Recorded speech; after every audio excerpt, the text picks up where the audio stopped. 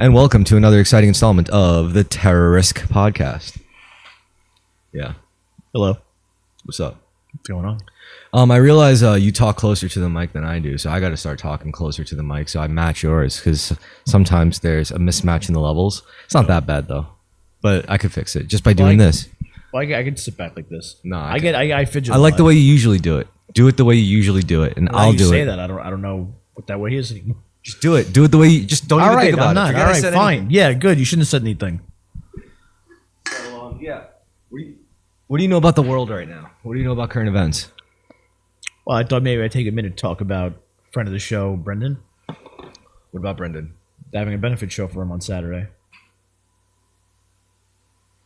Have you spoken to him? No. He's completely blind. Yeah, I knew when he was going blind. Yeah. Now he's blind. They're having a benefit show on Mother Pugs for him on Saturday. Should go. Are they trying to buy him a new set of eyes? I don't know what the plan is, but not a bad person. I don't know what the money's going to go towards. I have mixed feelings about Brendan. I'd go to support him as a friend. It's just... I mean, he won't be able to tell you're there, so... I mean, I don't think he's completely blind yet. Apparently he is. I think he's like fully like legally blind, maybe. But the Lucky Fucks are doing a show for him. Yeah. No. I'm thinking it's like... I already know what it is. It's like... I don't know. Well, I know what it's from. I know it's from not taking care of his diabetes. Oh yeah, I mean, I always respected his like arguments, like saying like how he would always bitch about how he has to pay for insulin, and I would always be like, that's a good point. I guess it's like a fraction of a quarter, cents on the dollar to like really produce, and there's no reason why you should spend that much money for insulin if you don't have to, just if you don't have to. I'll probably get diabetes eventually. Let the people have free insulin. And I agree. Yeah, and that was fine. And he would also talk to me. He would talk on the podcast about how he would like fuck around. He would use like expired insulin, and it's not really like because there's half-life. Yeah, so it's not. Probably takes decades for it. He did say though sometimes like really old insulin just doesn't hit the same, because he has to get like pure I don't know, fresher stuff. That's weird. So there's that. I'm honestly surprised that Brendan managed to live this long, for fuck's sake. Yeah, with all the other stuff. But not a bad fella. All right, if you want to support our friend Brendan, go to the fucking benefit show, the Lucky Fucks benefit show. Saturday at Mother Pug Saloon. Saturday at Mother Pugs? Yeah. I'll try. Oh, dude, if anything, I'll tell him you're there if you don't make it. Mm-hmm. But you just missed me. He's in the bathroom. No, I promised I'd help out with like moving mats in the dojo, because we get whole pallets shipped to us of like used Japanese tatami mats. Yeah, and we got to like roll it up by hand and let them soak. So if you let them soak, you see just like a bunch of like brown, and you know what that's all like Japanese. Yeah. Oh, that's gross. Yeah, it's traditional.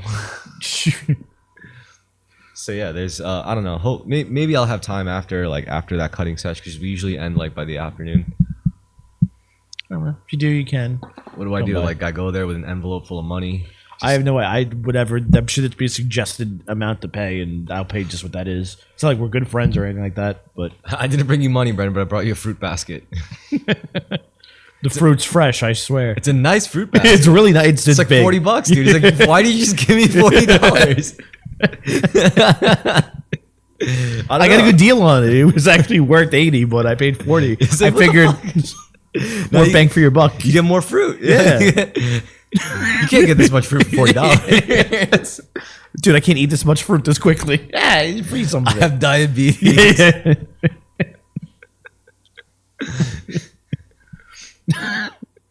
Yeah, man. I brought you a bouquet. You can still smell, right? Yo, you know who DK was talking to me last night, as we were doing the episode. He talked to me about Big Matt's death. You heard about that? Yeah. Zuka texted me. She was like, Big Matt died. And I was like, okay. Oh. I was just like, oh, fuck. That's it. That's all I said. I was just like, oh, fuck. I was like, okay. I was like, oh, fuck. And I heart reacted the picture she took of me with her dog. Like that was the whole interaction. Because like, I don't know. I mean, he was... Yeah, aside from him being like a scumbag. He's an asshole. Kind of our fan. He's probably a rapist, honestly. I believe he is a rapist. I'm pretty sure he raped my ex-girlfriend. Yes, he did. I mean, that's what I hear. I think he did do that thing. Probably did. Yeah, when I was told, I was like, okay. They're like, oh, you don't care? I'm like, no, he was an asshole. I didn't like him. Yeah. Or no one deserves to die, but I'm not going to pretend someone that wasn't a good person was a good person. Now they're dead. Justin was telling me, it's like, so they were at his place, and then he was like telling his sister, he's like, oh yeah, he had a lot of money in Yu-Gi-Oh cards, and like half of that stuff is kind of mine. And she was like, oh yeah, I don't want to give it away because like just something to remember him by. And she's like, but you could have this deck. And he's like, oh, this is like an $80 deck, but thanks.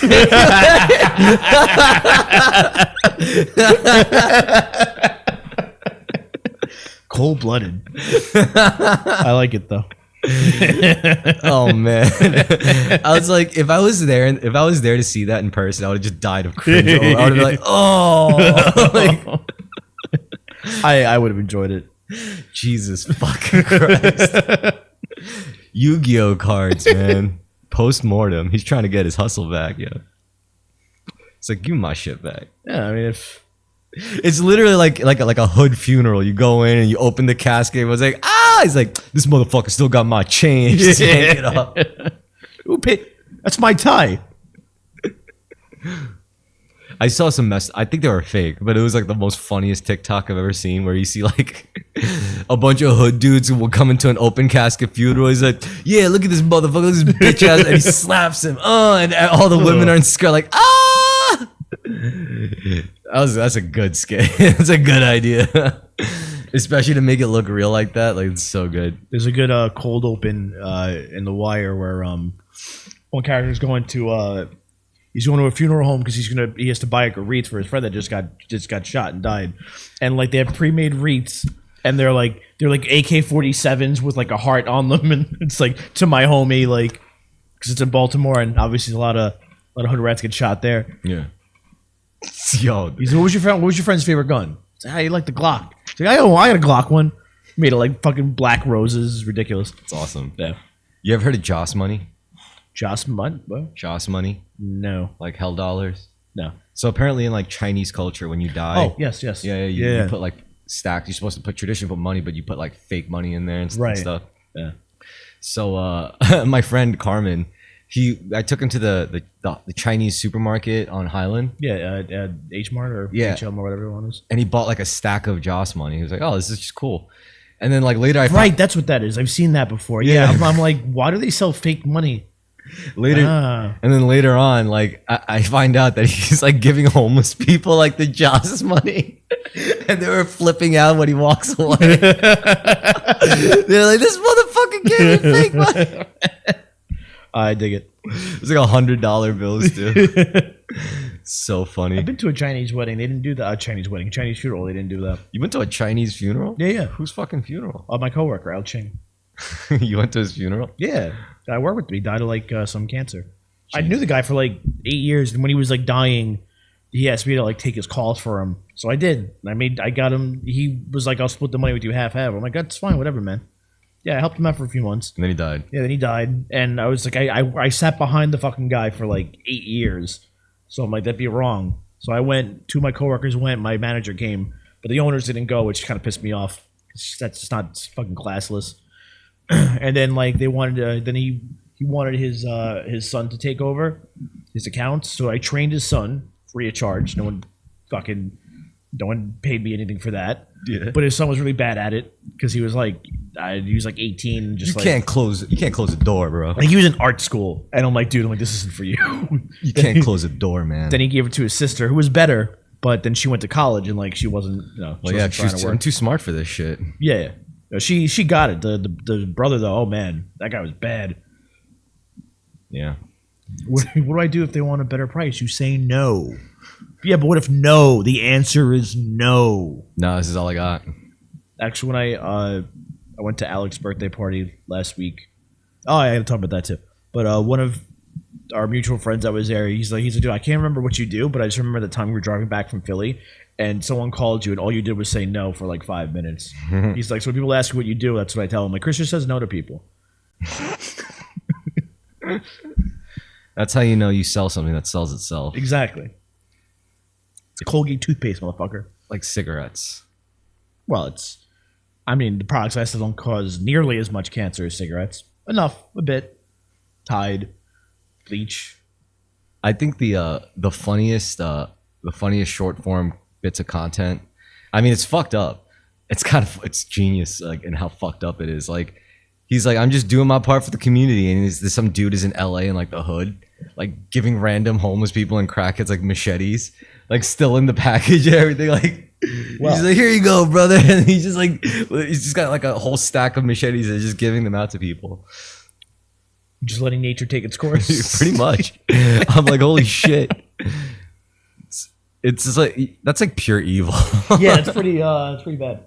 It's so fucked up. Yeah, I'm not especially when homeless people are usually mentally ill. Yeah, and it's one of those cases where you're doing something horrible, but it's like perfectly legal. It is just a gift. Yeah. And it's in the box, it's the packaging. Yeah, right? It's bought straight from a Walmart probably. I mean, yeah. We're the police, man. We're supposed to be the police. We're supposed to be the cops. We just never signed up. No. Me, you, DK, Mike, all of us in the NYPD. Nah, man. If they just had a regular piss test, I would totally do it. But I can't be able to do drugs for like 20 years. Yeah. I want to do some drugs every now and then. It's not fair to be told no. Then you got to work Vice. No, you can't. You still get pissed. You get piss tested even more. Just say you get a hair test. But just say you had to do it for the job. You know, it's like I was around the. I always wonder how they get around that. They say, "Yo, we'll only know you're cool is if you do drugs with us." Yeah, you got to do drugs with them. My drug dealer was at my apartment once, and a friend of mine was over, and the dealer did a thing of drugs. I did a thing of drugs, and he asked my friend. My friend was like, "Nah, I'm okay." And he got like alarmed. He was like, "Nah, man, come on, just do it." And he's like, "No, I don't want to." I was like, "Dude, like you're making him nervous." And he has a gun. Like, you do the drugs, please. Recruiting for undercover positions is probably weird, you know, because like I'd imagine for like you can't just outwardly pick the guy who's already got like mad attention and who would be missed like if he just suddenly disappeared on an undercover role. So you'd have to like start from a pool of like street level beat cops or whatever. So you basically you put out an ad in every police department billboard or something, and you say, do you want to do something more? There's an opportunity. Come to this location, blah blah blah, this branch office. So you get a bunch of beat cops unsure of what the role actually is, but they go there because they're like, yeah, more money, more work, better work. I don't have to do this bullshit anymore. That's not how it works. You sign up for that detail. You sign up for undercover work. So you have to sign up for it. Don't you get chosen for it? No, in a way. No, you have to sign up for it. Okay, So yeah, they do sign up. My dad did it briefly. My uncle was a narc for a long time. They do sign up for it, but there's a screening process. You get a whole room full of people and say, all right, everyone who just blah, blah, blah, leave the room now. And everyone who just, who can't do this or can't speak another language, please leave the room. Anyone who can't well, sure, that's how they figure out what to have you do. Like my aunt would go undercover and buy like coke in the Red Hook building, Red Hook houses back in the day. Yeah. There's a bartender at Talk that worked with my aunt. He's like, oh, I know your aunt. He's like, we used to buy drugs in Red Hook. I was like, oh. Is your aunt a lesbian? No. She's married to my uncle. Another cop? Yes, they're both cops. Well, they both work cops. That's fun. Yeah. She's a good cook. I mean, why not? But yeah, you sign up for it. But yeah, it's why I think Chinese cops do. That's why you want to be in a certain precinct if you're going to do a certain type of undercover work. Like, obviously, if you're working Chinatown, they would want to have an Asian cop come in and then sign up for undercover work. I like how I did like watching Legends and how Britain's first real solid undercover unit, they were customs agents. Oh yeah? Yeah. They pulled them from customs because they were for the thing was smuggling. They realized so many drugs were pouring in the 90s. Was it the 90s? Yeah, it was the early 90s. And it got so bad because the cops could only go certain places when it's a customs issue, when it's a smuggling issue. A lot of it happens over international waters, over maritime law. So you have to have Interpol or whatever. And the docks. Yeah, and Interpol works really slow about certain things, especially when resources were so thin. Yeah. So they were like, well, what do we do? It's we have to we got to create a sting operation. We need since this is a customs issue, we're customs. We have to figure this out. We have to make the arrest. Yeah. But how? We're customs. We're not cops. Yeah. We're not Metro. So they actually had to establish like on the spot their own undercover unit to like break into the the Turkish gang. Were they Turkish? Yeah, the Turkish gang. Ooh, they do this. It's like apparently it's a Turkish mafia thing. Maybe. Yeah, they do this. They had to go there, and the fucking Liverpool gang, because apparently like those football gang. Yeah, the Liverpool gang and the Turks were like the biggest movers of heroin in Britain. So they actually managed to get white guys to infiltrate both. So I thought that was a cool bit of lore, British history, and it was also interesting how it was in the 90s, because that was also right around the time America was like doing like hardcore drug shit too. Oh yeah, yeah. That's when everyone was cleaning things up. And that's more the war on drugs is Nixon or Reagan. Yeah, the Americans were already like way into it by the time it was in the 90s. But then like by the 1990s was when Margaret Thatcher was like, like the iron cunt. Yeah, she was like, yo, like my time's almost up. I want to end with a win, and she did. They did like they managed to seize 2 tons of heroin on a sting operation, which is a lot. That's a lot of heroin for us. But it's always street value. Like I want to understand like what do they think that costs? Like how do you determine street value? Like 2 tons? 2 tons, yeah. It's a lot of fucking money. Sure, but that's like if you're selling it in fucking in grams, yeah, like it's always like, oh, it's $200 million street value. It's like, yeah, but if it's all cut up and you're selling it. Also, the product meant nothing without the distribution network. That's why the Turks needed the Liverpool gang. Yeah. Because the Liverpool gangsters, they were locals. But they were already getting fucked because of like just the times and the economy. And the Turks traveling for football too, I guess, made it easier for them. Yeah. The hooligans, the hooligan gangs. Have you seen Green Street Hooligans? Yeah, with Elijah Wood. Yeah, I love that movie. It was a good movie. It was a good fucking movie. Yeah, they had a sequel. I heard it wasn't as good. No, of course not. Yeah, of course not. Yeah, I think I downloaded it once, and it turned out to be the second one. I'm like, why would anyone watch this? Yeah. What was it? What the most interesting part of that whole thing though was. It started like the source was Khyber Pass, like that's where they were just growing it in Pakistan or the border of like that's where Pakistan and Afghanistan, and they would produce it and it would travel along the Silk Road. And originally the thing was they used Istanbul as the point, but then Istanbul was no longer Istanbul, right? It became it used to be Constantinople. It's still Istanbul. It used to be Constantinople. Yes, that was a long time ago. No, but didn't something happen around the 90s in Turkey? Like, well, their president became president in like around then, and he's still the president. Oh, really? Yeah, that's pretty crazy. Yeah, well, they're an ally, so we're gonna talk about the genocide that he commits. I'm serious. Look it up. Look up the Kurds. Yeah. An ethnic group. Oh yeah, the Kurds. Yeah. And the Kurds, like they were happily selling heroin to the streets of the British because they fucking hated the West. They were good for them. Yeah, they were just like, bro.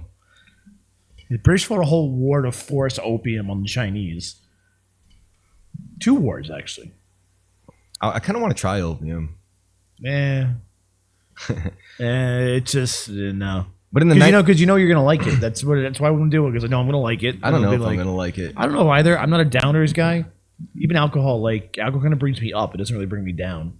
Oh, but by the way, the big moral powder keg of that whole 90s Britain situation was obviously deaths of kids. That's usually sure, yeah. It was like this rich girl, this really rich, like to-do girl in like high British society. She overdoses on smoking opium, and then another white kid, like a teenager, like around same age, that's always what it takes. Also dies in the streets, just shooting up smack. So it's like those 2 deaths. Like the whole like everyone in Britain like kind of hopped on, because it wasn't just a poor rich people problem anymore. It was also everyone. Exactly. That's usually when they get people start caring about things. Yeah, it's like once you kill the gringos like rich daughters, like they get pissed. Oh yeah.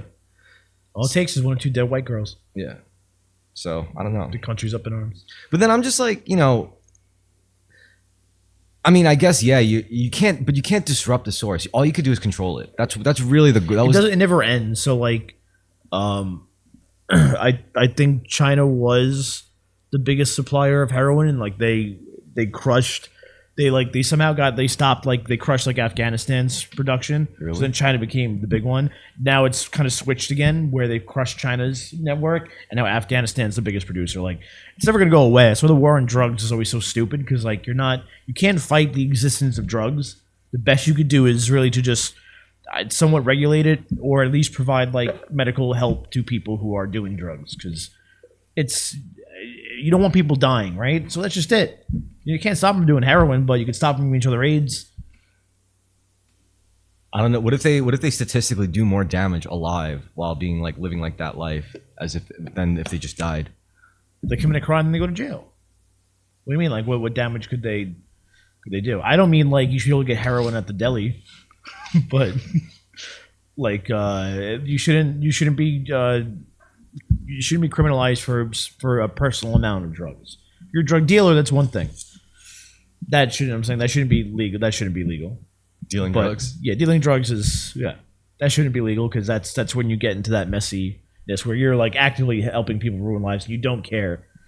Well, I think a better argument as to why selling drugs should be illegal, because it's really just a customs issue, and it's all about like is the right money being taxed from like the whole thing to benefit the whole economy as a whole. And I think that's about, because I'm not down with the whole like moral argument of oh, look what the drugs are doing to our kids. Neither and am shit. I. No, but the only thing that has a leg, in my opinion, I'm not even that like big of a fan of bureaucracy and enforcing those rules, but that's the only logical thing, the argument against why like dealing drugs should be illegal, because well, it just disrupts the fucking economy. Yeah, look how much more money the states have got that have legalized marijuana. Exactly. Yeah. And there's no more like, and it's harder. Like they just are. The kids will get to it faster. No, they won't. You have to show ID before you walk into those fucking stores. And street dealers, they're gone pretty much. I'm sure there's some people hanging in there, but not really many. But there is the other argument. And like I bet you a 15-year-old can't get weed like I could when I was 15. But let's look at a country where it's virtually legal to like produce drugs and stuff, like Mexico. Yeah. I mean, I don't know if it's like really legal, but like the people who run the country seem to, I think it's an issue with the cartels and stuff. But yeah, they that's who runs the country. That's right. Yeah, and they're okay with it. But is Mexico really a terrible country?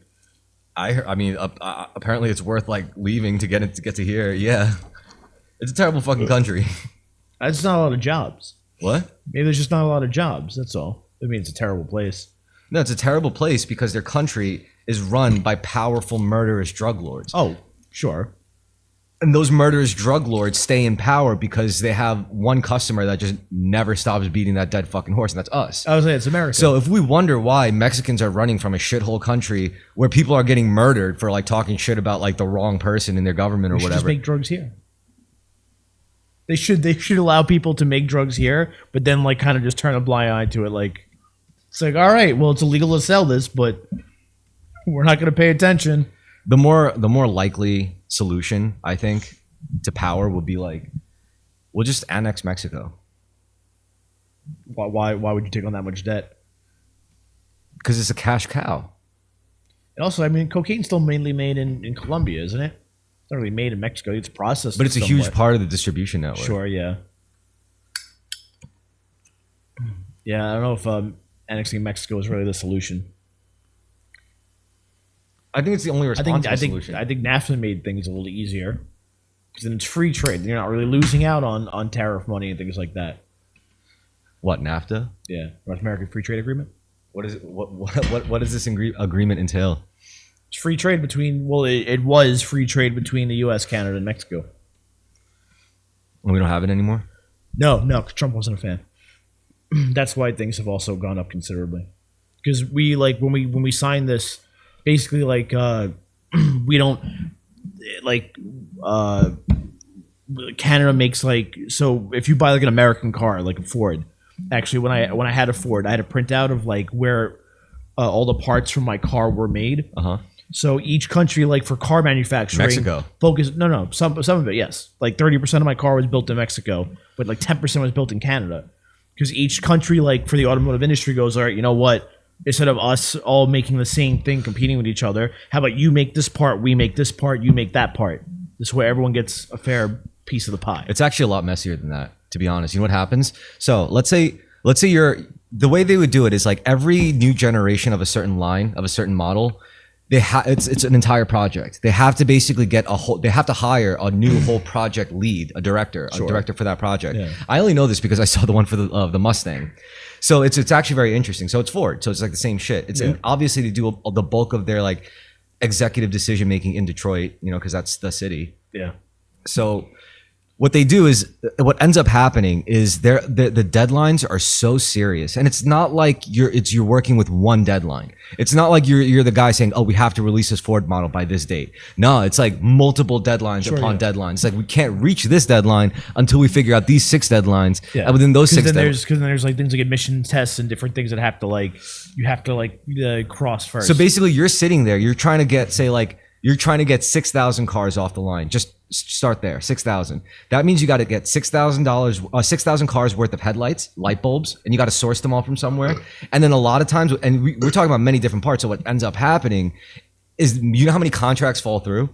And also on top of that, like, they want to tell themselves like, oh, of course, ideally we're an American car company. Of course we're an American manufacturer company. Of course we want to buy from American manufacturers. But what ends up happening is it just doesn't work out. So well, no, but it's been that way. They don't, like, there's certain things that we don't build anymore that we were getting from Mexico and Canada and vice versa. But now we also get stuff from China. A lot of the times we do. Yeah, I know. So, and also this is why you'll look at, like, for example, like, you'll buy like a really expensive like BMW or something, and it uses like Nissan like the same like model of a Nissan headlight component or something, or headlamp component. Not that direction, but some cars, yes, like that. Yeah.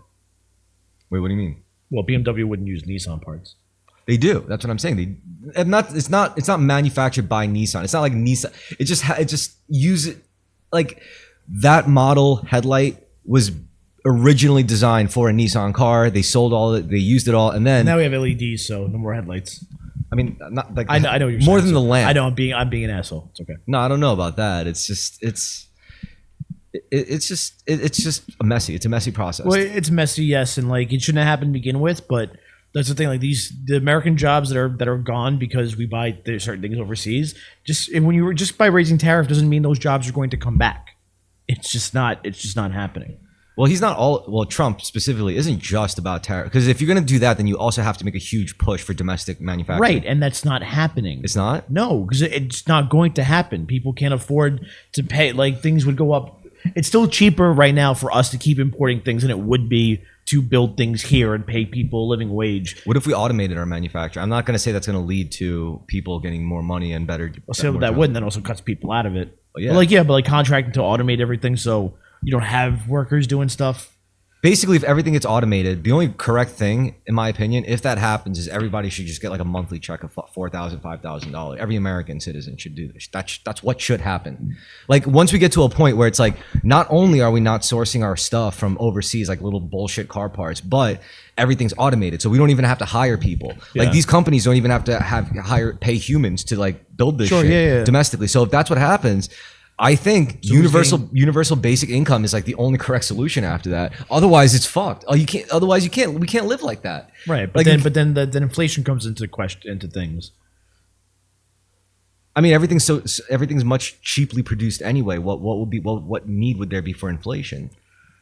That's true, because you're not paying people wages. Just the profits alone is going to be like 10x for everybody. All these men. Yeah, but the way American businesses work is, especially publicly traded companies, is you have to show a profit every quarter, and you have to show growth. So it's not even about just making enough profit. Like, you have to make more than you did last quarter. So the only way you could facilitate that is if people feel they could have babies.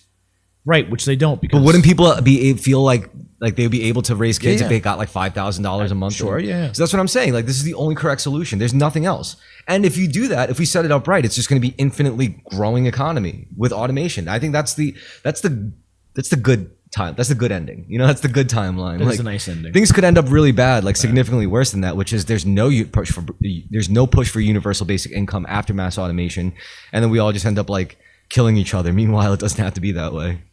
No, but it seems to be more fun. You do it in my bag, boy. Shit, what was I gonna say about that next? Automation, yeah. So that's why, like, I feel confident and like want to join a union, because if my job becomes automated or redundant, I'm in a union. I'll get paid regardless.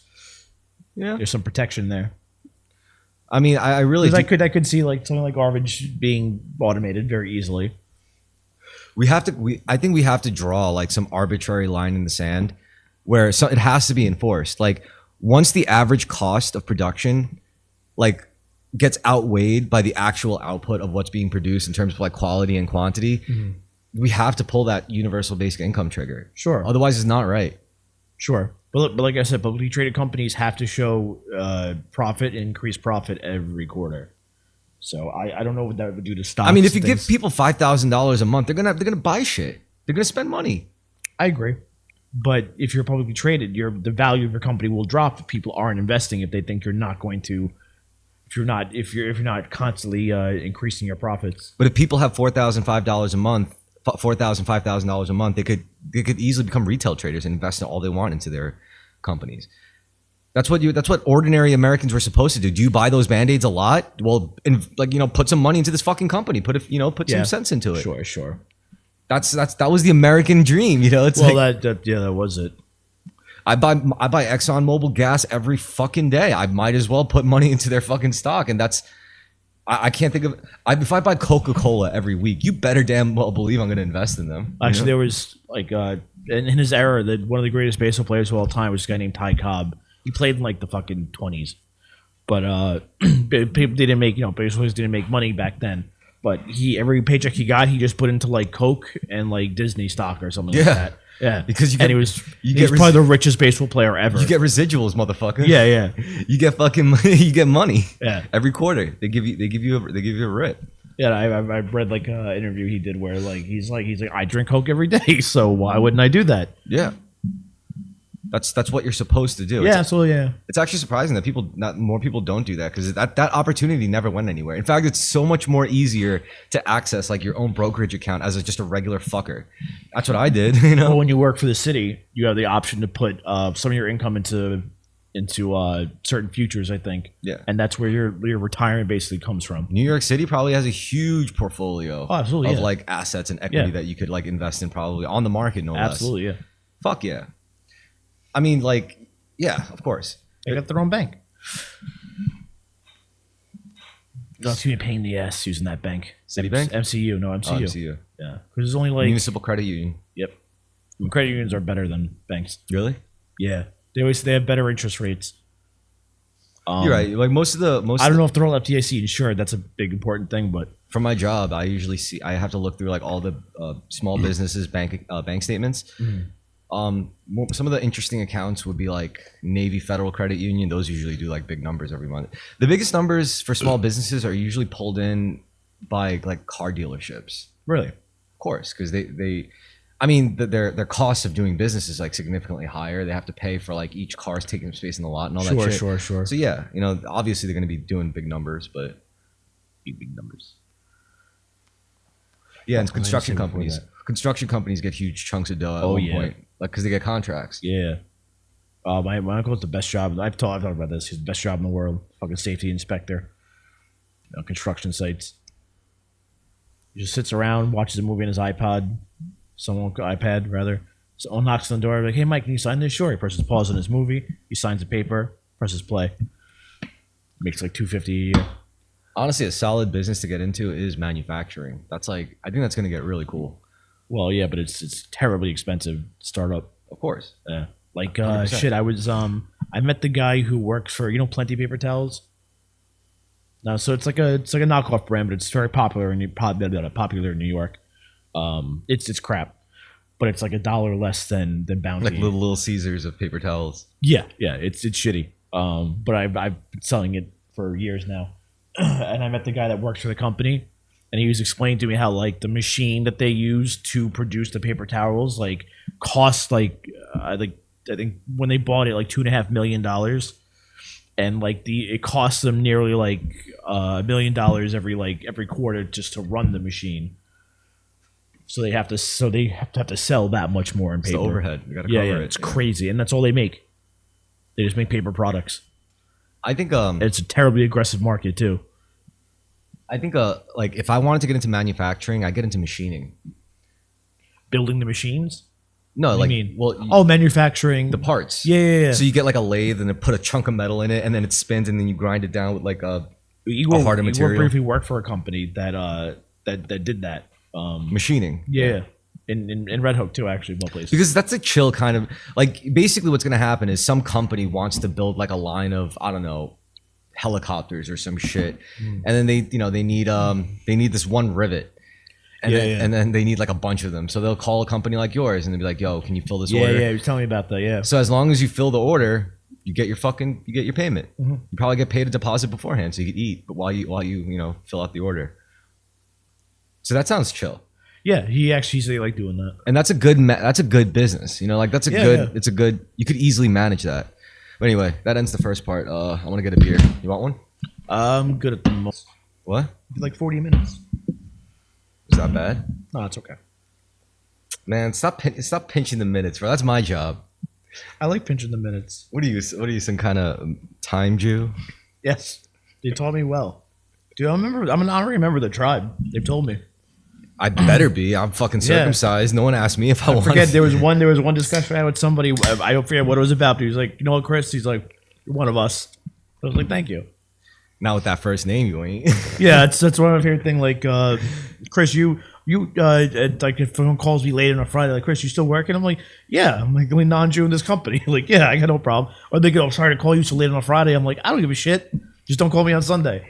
There was these Jewish customers I had though that would call me on Sunday. And I'm like, yo, I don't call you on Friday. Don't fucking call me on Sunday. I'll be like, yo, if you don't want to call me Chris, you could call me by my middle name, David. And they're like, oh, yeah. Oh, yeah, there you go. That'd be your sales name. Be That's David. a good name. Good name, David. Mine would just be even more confusing to them. Manus. Too Irish. Yeah. Does mean greatness, though. I think biblical names offer your child some weird protection. And I don't like any biblical names. I think it kind of like molds your subconscious in a way. As soon as you're like, you first hear it, even as like a newborn baby, I think it molds your consciousness, your psyche in some way. Because there's like numerology involved with names. Yeah. Like, yeah, especially so there's those names. with Kabbalah, like they expect, and especially those names too. Yeah. And I think like, if you're named like Peter, Michael, something like that, like you're something has your back. Chris is also like a heavily protected name, I think. I do run a Chris club on the island. That's gay. Christopher's such a gay name. As a Christopher, not. Yes, it is. No. It's such a cumbersome name, Christopher, and it's so burdensome too. Like, That's why I don't like saying, like I told you, it's the reason I still call you Ivan is I just don't like saying my name. it's a burdensome name. No. Yeah, Although I do accept Christopher. I like Chris. I mean, I think if shit gets serious, like, and I have to invoke it, and I have to say my full name, like, I am Christopher David Kim, named after the son, the king, and my father before me. My grandmother always said she really liked my name. She sounded very strong. She's like, when I was a kid, she'd be like, I could see that name being like, that's like a good name for like a doctor. Boy, is she disappointed. I think She also wanted me to be a doctor so that she would have to pay for medical care. I think it would have been a great name for a cop. Sergeant Christopher Divers. He was on the force for about 15 I'd be years. detective. Lieutenant Christopher Divers. He's been on the force for 11 Then he years. pissed dirty. After he got his first divorce, things went really down. Real south. Then after the second divorce is when he really lost it. We thought we had him back, but But then the third divorce, he actually came out better. that was okay because there was nothing left of his pension to give out. He actually got his shit together after the third divorce. Like Because they would have given both my ex-wives both halves of my pension. Meanwhile, the third ex-wife, she was in it for love because like she knew there was nothing At left. that point, yeah. Like, what else is there with me? She was half your age, but she knew the God score. bless. She knew the score. She was in it for love. No, I don't think. I think once I enter my I would like date as young as like maybe 25, maybe. But like once I'm 40, I think I would go below like 30, 28, maybe even. Yeah, but they get a little ripe after a certain age, But they do. I'm purely in attitude and like outlook and Sure, like, yeah. I'm not speaking about any like an anatomical function. No. That's not what you meant. But yeah, they get a little too saucy, and when they reach our age. I like him saucy. I like him sassy. Not sassy, more just like annoying. Oh, well, that's different. No, that's not. Sassy is fun. Annoying is not fun. I remember when I was a kid. It's a different kind of annoying than what I'm like when I was growing up. Like you would hear a man talk about an annoying wife, and it just sounds like someone who just cares too much. Like, oh, I'm sorry, I know. Yeah, really. I'm sorry your wife wants you to like be home at a certain so you could be with She her. wants you to Like, go out drinking, and it's just nowadays, like, oh. nowadays, like an annoying wife is like just like someone who just hates men. Like oh yeah, my wife. I don't think she likes guys very much. She's always talking shit about men. I don't know. I stopped and talked to the town last Sunday, I think, for like just like for one beer. Yeah. I'm like, I wonder if anyone's there. And it was like Sunday night.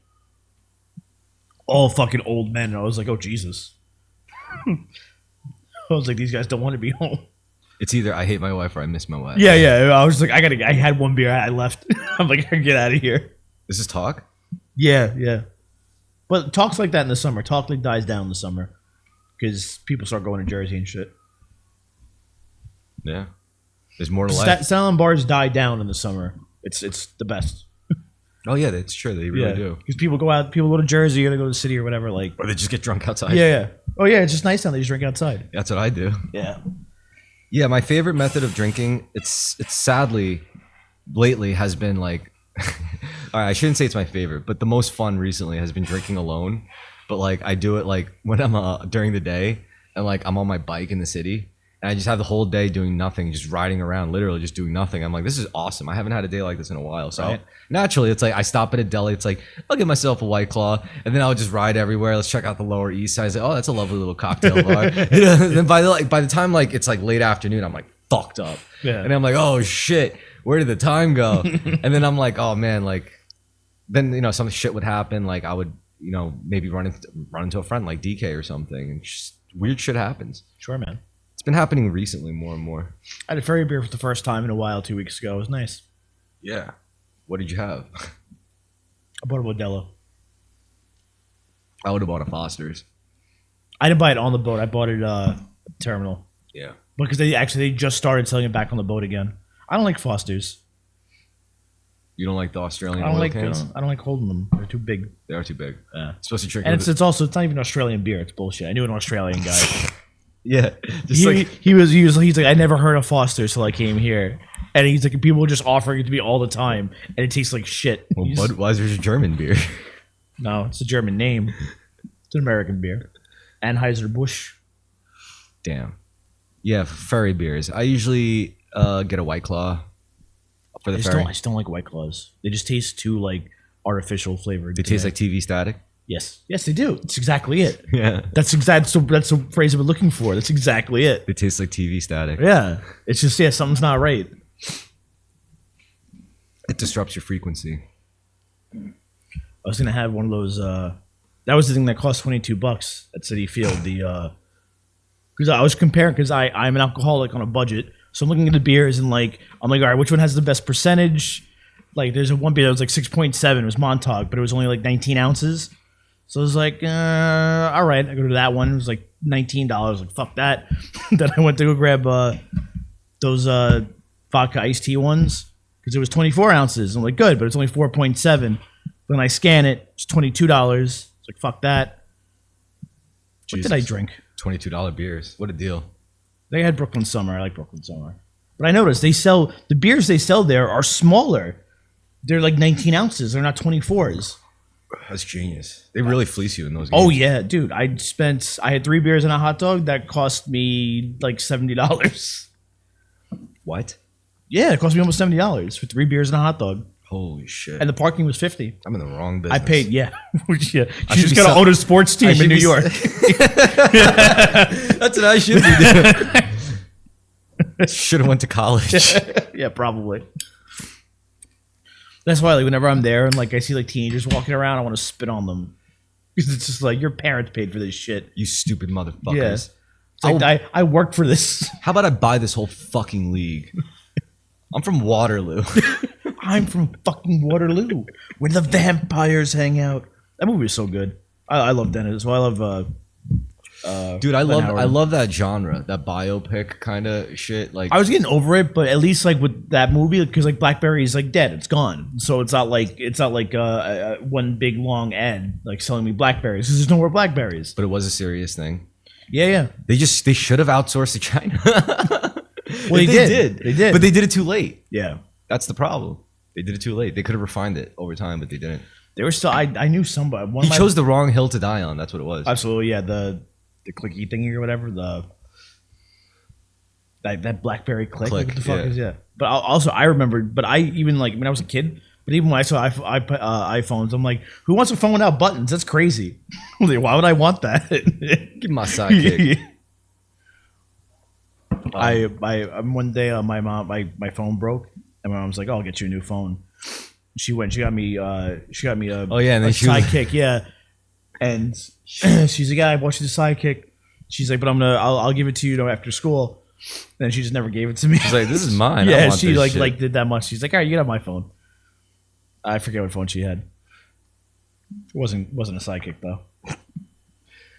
Yeah, phones are just there's a huge space, a gap in the I'm market. sure I would have gotten a blowjob younger if I had a sidekick. Probably. I think so. So easy to get pussy with sidekick. It's yeah. I was really fucking cool when I had the razor because of the razor I got like the first week it came out. A couple girls touched my penis. It was nice. Yeah, man.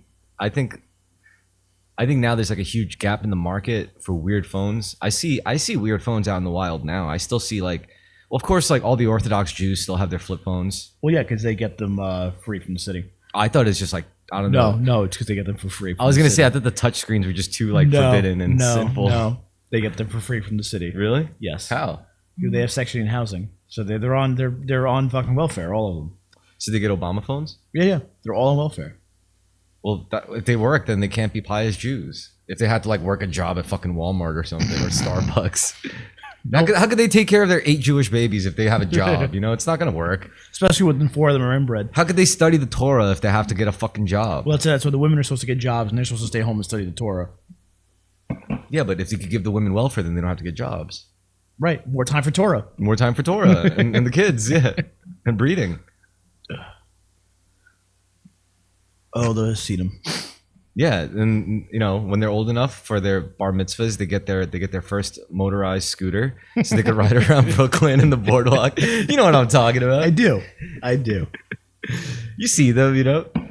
Let their kids play in the street because hey, they got 7 more. My favorite is when like I'll see like the Jewish guy on like one of the horizontal wheel things, and his wife is just walking next to him. I'm like, what a G. And he's like 5'6", like short and fat, and his wife's like tall. I remember my grandfather telling me that like there's Jewish aesthetics who don't work, their wives work, and they just study the Torah. And I'm like, those don't sound like men, Grandpa. He's like, they're not. No, they're children of God. Yes, They're God's favorite children. clearly. Yeah. All right. So last time we were talking about funny, right? Funny how? Humor. Like what makes what's the secret of humor for certain people that are funny? Well, And we determined Mel Brooks says it's tragedy plus timing. we determined that it was insight. That's right. So if you have a lot of insight on life, then you probably have a lot of insight on tragedy for sure. Oh yeah, Okay, so and it's, good timing. well, that also comes with good insight for like poetic delivery or Sure. like oration and all that stuff, Or oralation. public speaking. So Or orders. so this time, since we did funny, this time I want to try tapping into fear. Like what makes something scary? Like horror.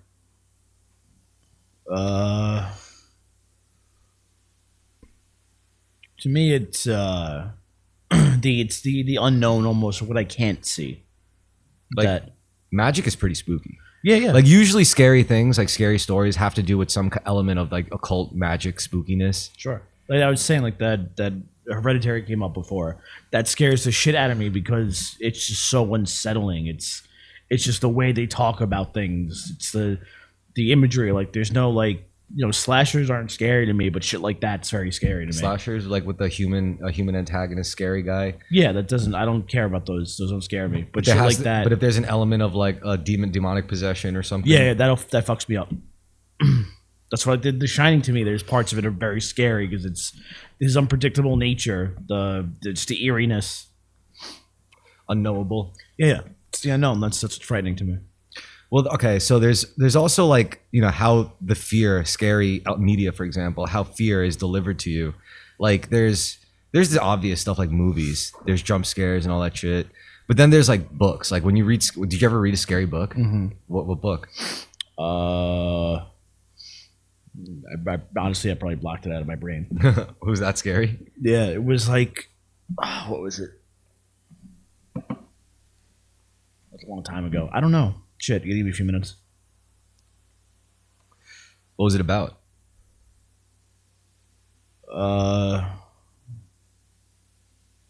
I don't think I know. Hold on.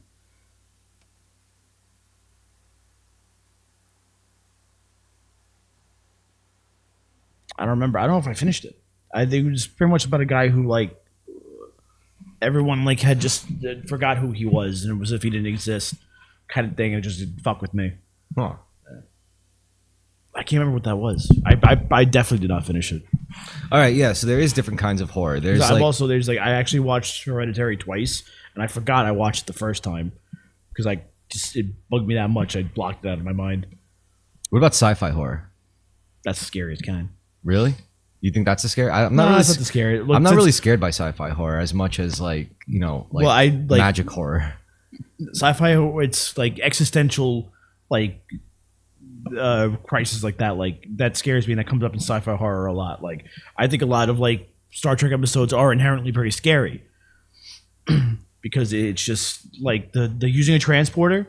You ever think about like the actual physics behind a transporter being taken down molecule by molecule and then reanimated somewhere else? Yeah. Who is that? That's not me. Can you reanimate my soul? Can you reanimate my consciousness? I think those people are going to go to a transporter, they die, and then they get re-put back together, and that's someone different. But that's assuming that like there's a gap of time in between when you're taken apart and put back together. I don't think it works like that. I think it's like as you get taken apart is at the same exact time you get put back together. I don't think No, it's really because people get stuck in transporters. really. Yeah, like Scotty gets stuck in transporter. The Riker was supposed to be transported somewhere, and a copy of him got stuck in a transporter for like 10 years. And then there's two Rikers one day because they Did they ever explain that technology how it works? no, because that's really how it works. That's why they won't explain it because it's fucking horrifying. Well, I think that's really interesting because you know how like quantum entanglement works, right? Not exactly. Like if you take two particles and put them in a quantum entangled state, you could have one particle on Earth and you could shoot the other particle like billions and billions of light years away, right? And as long as they're quantum entangled in a quantum entangled state, when one gets affected, the other one automatically receives or emits a position. Mm-hmm. It basically reacts instantaneously. Mm-hmm. That's what Einstein would call spooky action at a distance. Quantum entangled particles it's literally, it proves that quantum data gets transferred faster than the speed of light. Okay. So it's almost like it's not really like something's being transferred from one place to another. It's as long as they're both existing at the same time. At that place. It just happens to be two different places. They're just there. Okay. So I think if we did develop something like a teleporter, it would be something like instead of just like a particle of you like being in a quantum, I could do all your particles in a quantum entangled state, and then somewhere else I'll just have that coordinates placed, and then just have your quantum entangled particles there, just build you up there. And as you get built up there, you have no choice but to break down here. So that would, I don't know, like, would that be like still you? That's still a valid question, I guess. That's what I think. I find it horrifying. It is pretty scary. I think there's a character in Enterprise that refuses to use the transporter based on that reason. There's also like primal fear too. Like if you look at like, apparently like you just get like a visceral reaction when you see a snake. Yeah, because it's a predator. It's something that's like built into you. Oh yeah. That's why same reason why like you can like rotting food has an off-putting smell and look, because that's your brain, that's yours, and it's millions of years of evolution telling you no, that will make you sick. Don't eat that. What would you say you're the most scared of? The unknown. There's not one thing in particular.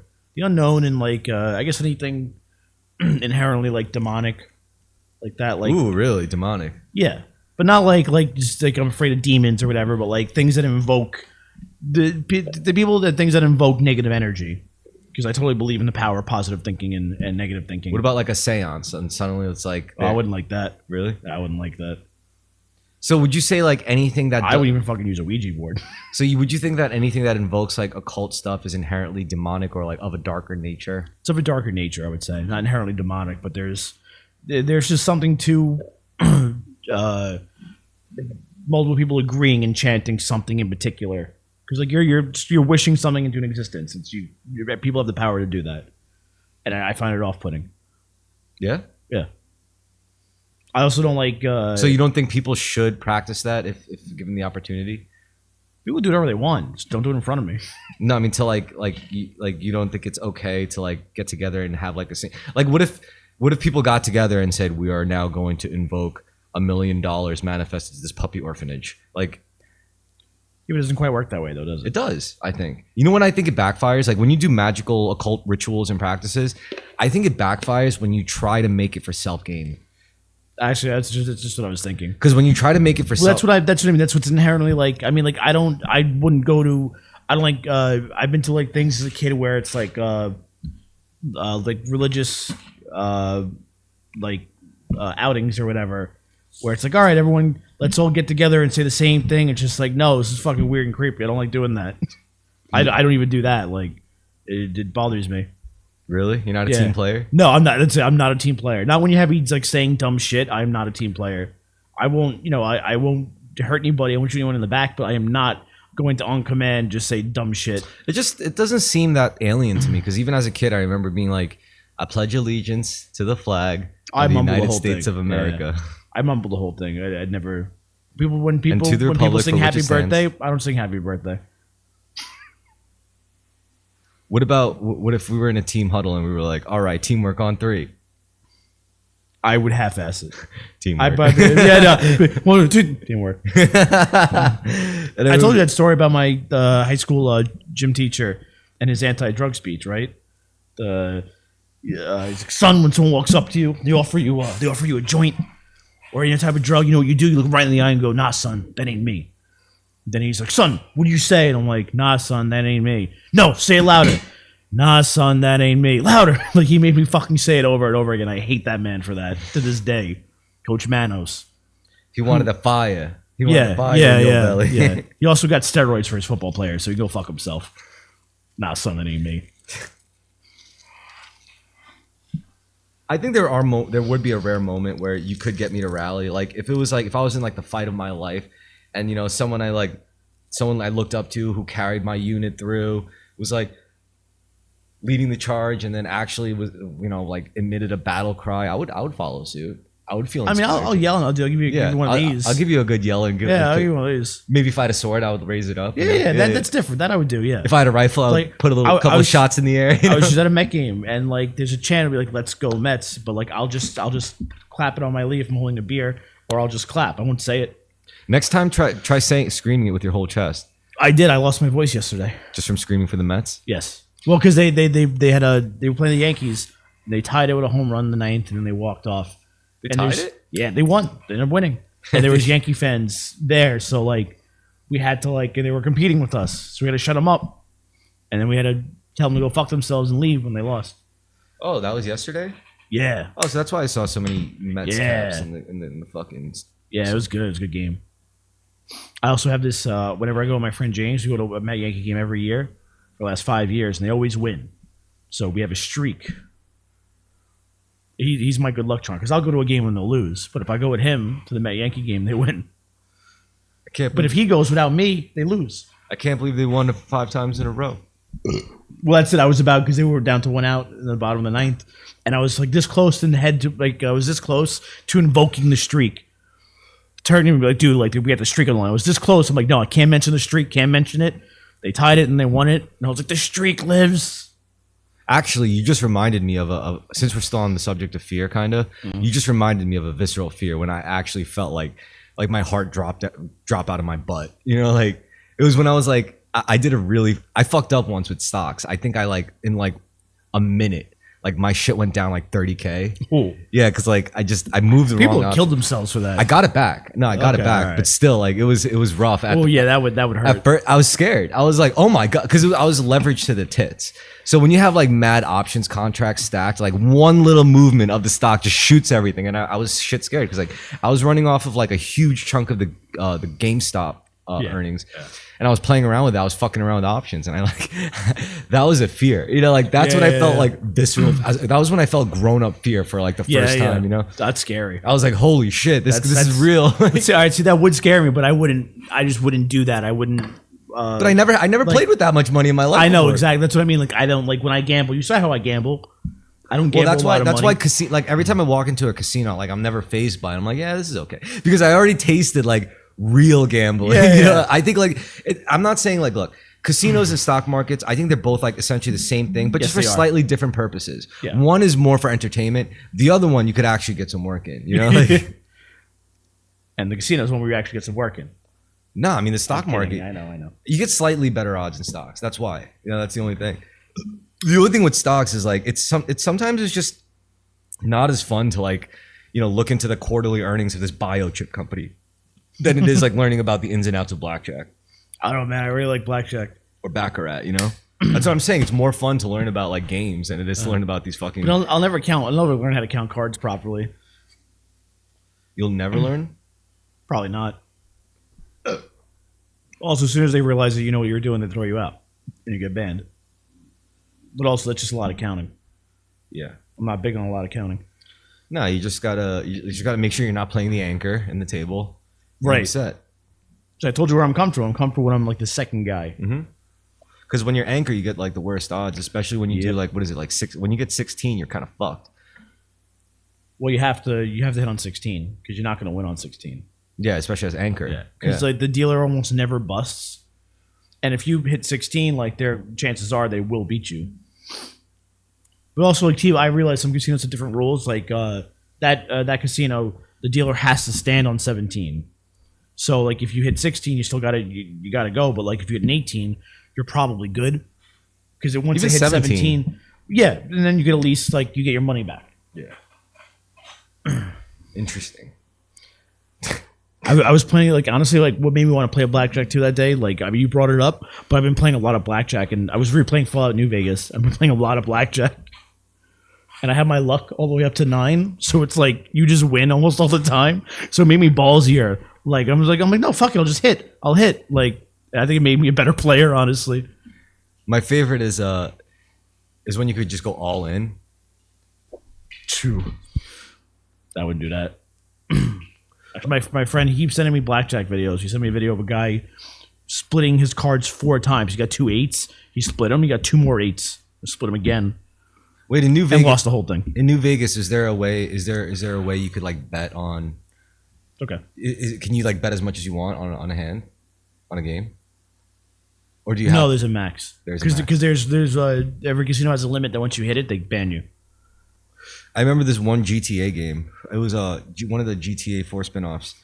There was like this underground fighting ring, the Ballad of Gay Tony, and like Yeah. you could just bet on fights, and there was like no cap for like what you could bet. So I was just like, I was safe scumming it. I was like, hey, you know what? Let's see what happens if I just bet like a million something on like terrible odds. So if I lost it, I would just reload the save, Yeah. save scum that shit. No, I wish I could do that in real life. So yeah, save scum. Be pretty sweet. Yeah. It's like your friend pisses you off, you lock the door, save the game. It's like- Life be a lot better. Don't worry, bro. I saved the game. We'll be all right. Do you like? So, you ever heard of the Alan Wake games? Yeah. My friend Anthony played them. He likes them. He likes them. Yeah. I think he played. There's 2 of them or 3 of them. Those are big brain games. He's a big brain boy. Those are connected to also Control. The game. Control. Well, I know what Control is. With that redhead bitch running the Federal Bureau of Control. And there's also this other game, Quantum Break.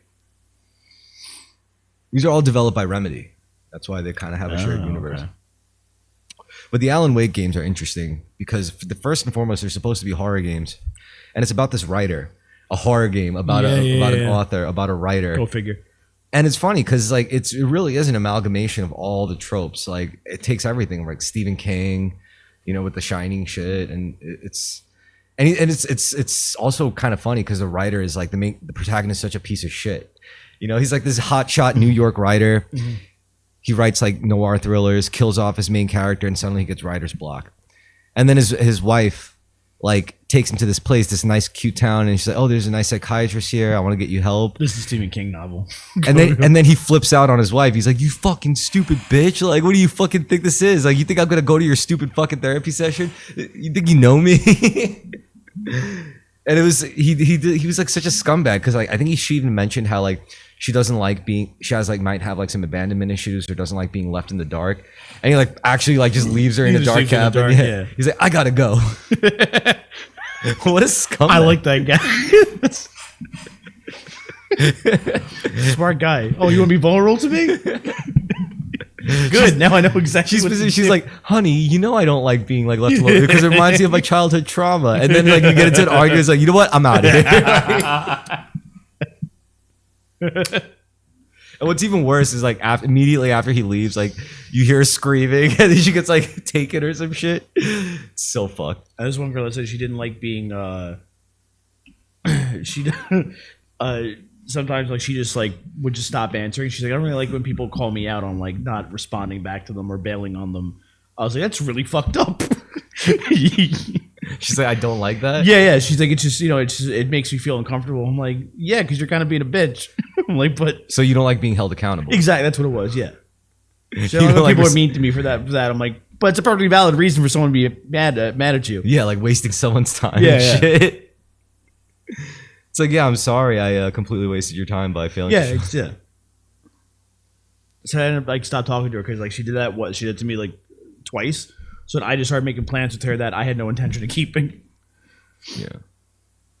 But yeah, with that we could top off. Like, I have a fear of responsibility. I have a fear of the dark. Fear was a good subject. Also, I felt like I was gonna say something. What were we talking about? You were talking about something, fear. Oh yeah. I was just thinking how like that whole experience, my last recent like visceral fear of like losing a bunch of money. I feel like that's something that like anyone could relate to. Like if they were put in that situation, you know, like if you were hot at a casino and suddenly you have like 50K pots and it's like, you know, it's like, and then you just lose it all. Like, yeah, that could just be a fucked up feeling. You know, I think that's the closest we'll get. Like, you know, like right before that hand, betting a hand that big, like in that movie with Barry Lyndon, like the fear you would feel right before an actual duel. It's like, oh, I kind of want to back out, but I really can't. Yeah. Like I talk too much shit, and it's like one of us is gonna die. Yeah, oh shit, you know.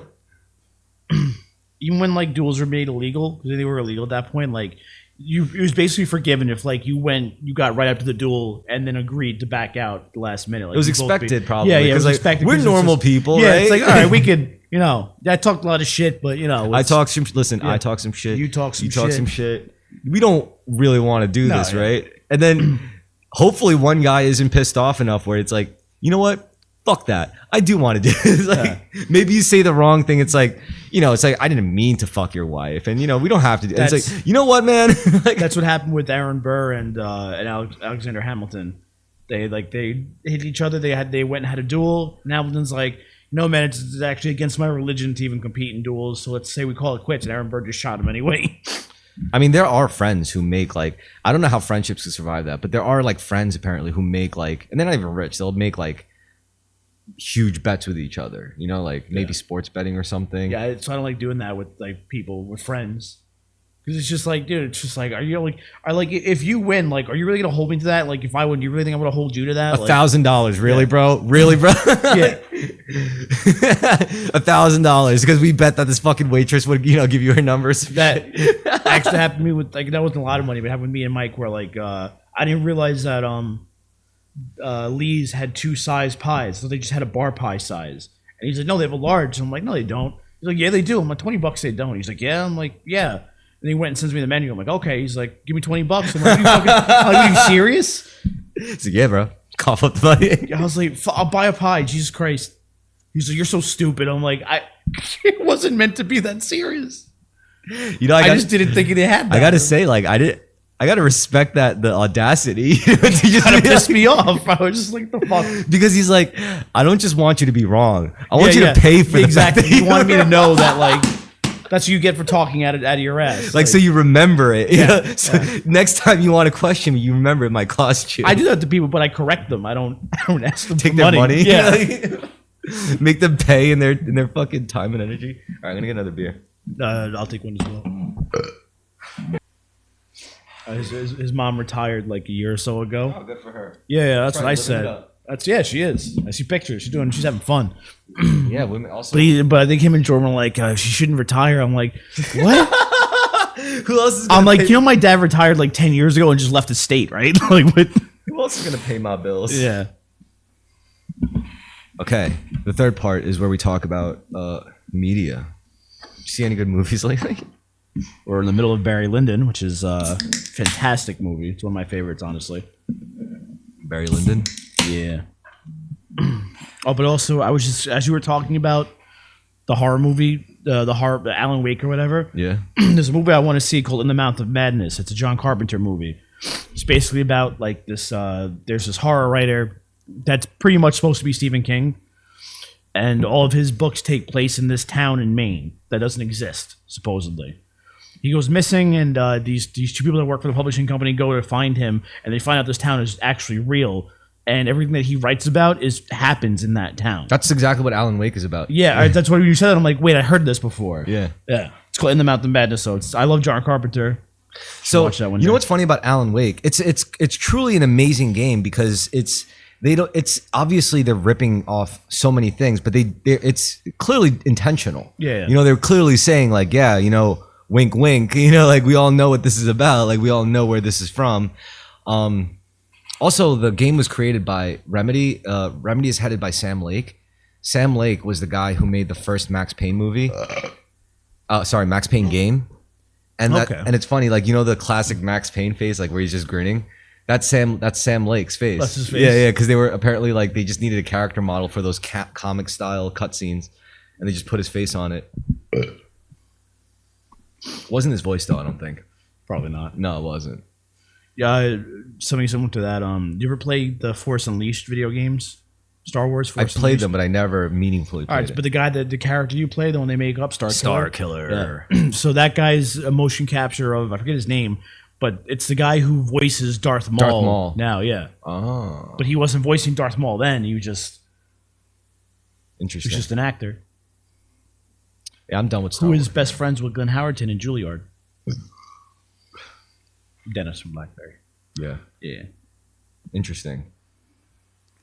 We should watch In the Mouth of Madness. It'd be good. John Carpenter is one of my favorites. That's The Thing. The Thing fucking scares me because You don't know if your homie's compromised? yeah. It's Yeah. fucked up. See the unknown. My cousin Pat, actually, his kid, when I first met him, the first day like I'm meeting him, Pat goes to the store. I'm just hanging out with him. And he's like, Cousin Chris. He's like, what's your biggest fear? I was like, what? I was like, dude. He's like 10. I'm like, that's a very intense question. But I pretty much told him that. Same thing, the fear of the unknown. You know what? He was like, oh, okay, I get that. I look at it like this. If you live in a place that's close to nature, that's still relatively wild, Yeah. I think you'll have a lot closer of a relationship with fear. There's just Absolutely, yeah. There's just weirder things out there in the wild, you know? Oh, yeah. Like, living out, like, in the middle of nowhere, like, that type of... I find absolute silence very eerie. Yeah, because you're not used to it. Yeah. Yeah, you're not desensitized to it.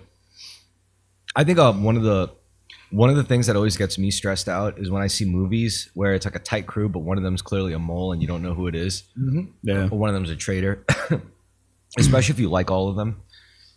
And you're like, oh man, I don't want any of them to be the defector or whatever. Did I tell you actually, like last year, or the year before, I can't remember now if it was last year or the year before, but for a straight year, I had a certain type of sleep paralysis where whenever I fall asleep, even at home in my own bed, I would be overcome with these overwhelming feelings of dread.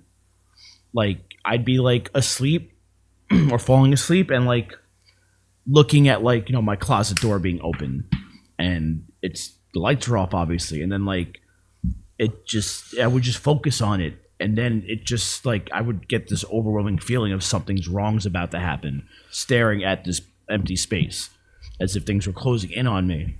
And then I would try to move and I couldn't move because it takes a little while. But I couldn't, and then like you wake up and then you can't go back to sleep for like the 2 hours. But I had that happen to me like almost every night for like a year. Don't know how I got stopped, but it would happen like in my own bed.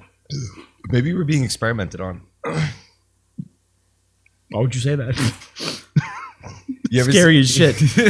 You ever see like Dark City, No.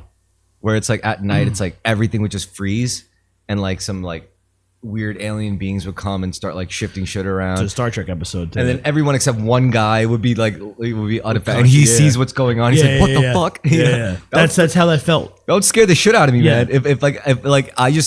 If we were just talking, suddenly you just froze in place, and I was like, "What the fuck?" And everything was frozen. Yeah. except for me. That's what it was like. Because I could see something coming out of there, and I can't move. It takes a while to get out of it. So like you already have that fear of something's coming, and you're seeing it coming, and you can't like stop. You can't move. You can't get away from it. Well, I say like, yeah, maybe you were being experimented on, because obviously, I don't think it's that bad. If they wanted to kill you, they would have killed you. Because like a lot of abduction stories begin with like that kind of paralysis mode. It's like I was awake, but I wasn't. Right. I sensed presences above me. I had that feeling of So maybe you were being experimented on. Ugh. But I always wake up after I never actually saw anybody. What would they extract? They probably just wanted to extract some stuff. Nothing major, just some fluids. I've only got like 3 fluids. If you want me to jerk off in a cup or pee in a cup, I would have done that. Yeah, I'd be weird about it, man. they didn't want to freak you out. Well, that freaked me out more. Yeah. All they do is dress up as a doctor. But can you pee in this cup for me? I'm like, oh, okay, sure. You seem like you know what you're doing. Well, we'll find out when that movie Disclosure Day comes out. That's when the truth will come out. Shit, if that happens, I was telling this to, you were there, right, at Zuka's. I was telling it to, I think you already passed out at that point. But Andy mentioned something like that happened to him. Dude, I'm like, I just went through the same thing for a year. He's like, yeah, me too. He's like, it happens to me. Like, he's like, it still happens to me. I'm like, it's fucking frightening, isn't it? He's like, yes. He's like, the scariest thing I've ever experienced. Oh, shit. You think I was experimented on? Ugh. I feel dirty. Oh, I think it doesn't happen to me because I have a cat. I think cats protect you from it. Yeah, I could borrow him. Get a cat. Yeah, I know. I need a cat. I think cats are like in mythology, they're known to be like spiritual protectors. It's true. They do. They protect you from such negative entities. They do. Growing up, I always had cats. Yeah, I mean, I've been living with a cat in the vicinity for like a long time.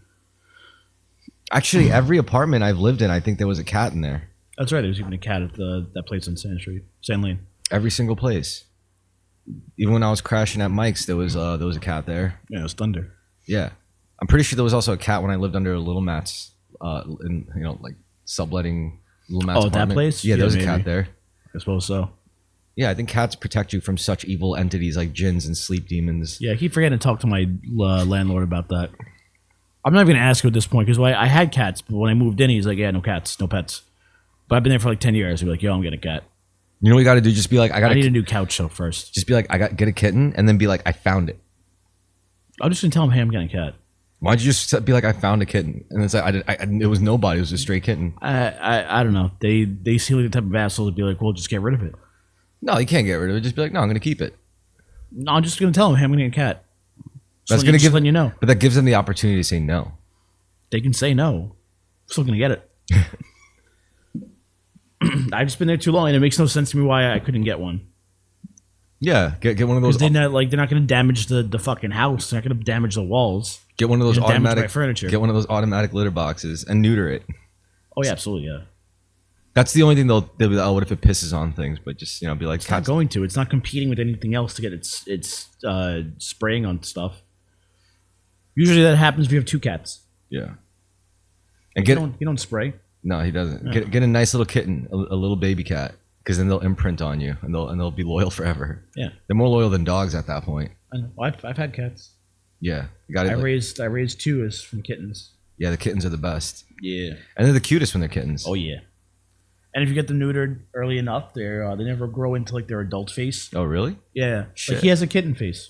I kind of feel bad now. I want to let him. Maybe I should have let him get his big grown-up face first before I remove him. No, he's adorable. You mean right there? Oh, there he is. Oh shit! See, you know I was talking about you, didn't you? Saying your praises there, buddy. Yeah, he's a good boy. How do you do that? Yeah, I think cats are do offer a source of spiritual. That was in the movie The Mummy. The Mummy definitely didn't like that fucking cat around. I think it's just Egyptians in general. No, I'm kidding. No, but that's where it comes from. The whole idea that cats, I think, keep your evil spirits at bay. Well, the Egyptians are definitely connected to alien lore. Also, it's also biblical. Like, I mean, nobody really takes the Book of Enoch seriously within like the Christian canon, but it is a serious piece of text. You know about the Book of Enoch, right? Who wrote that again? Do they know? Enochian people. Like,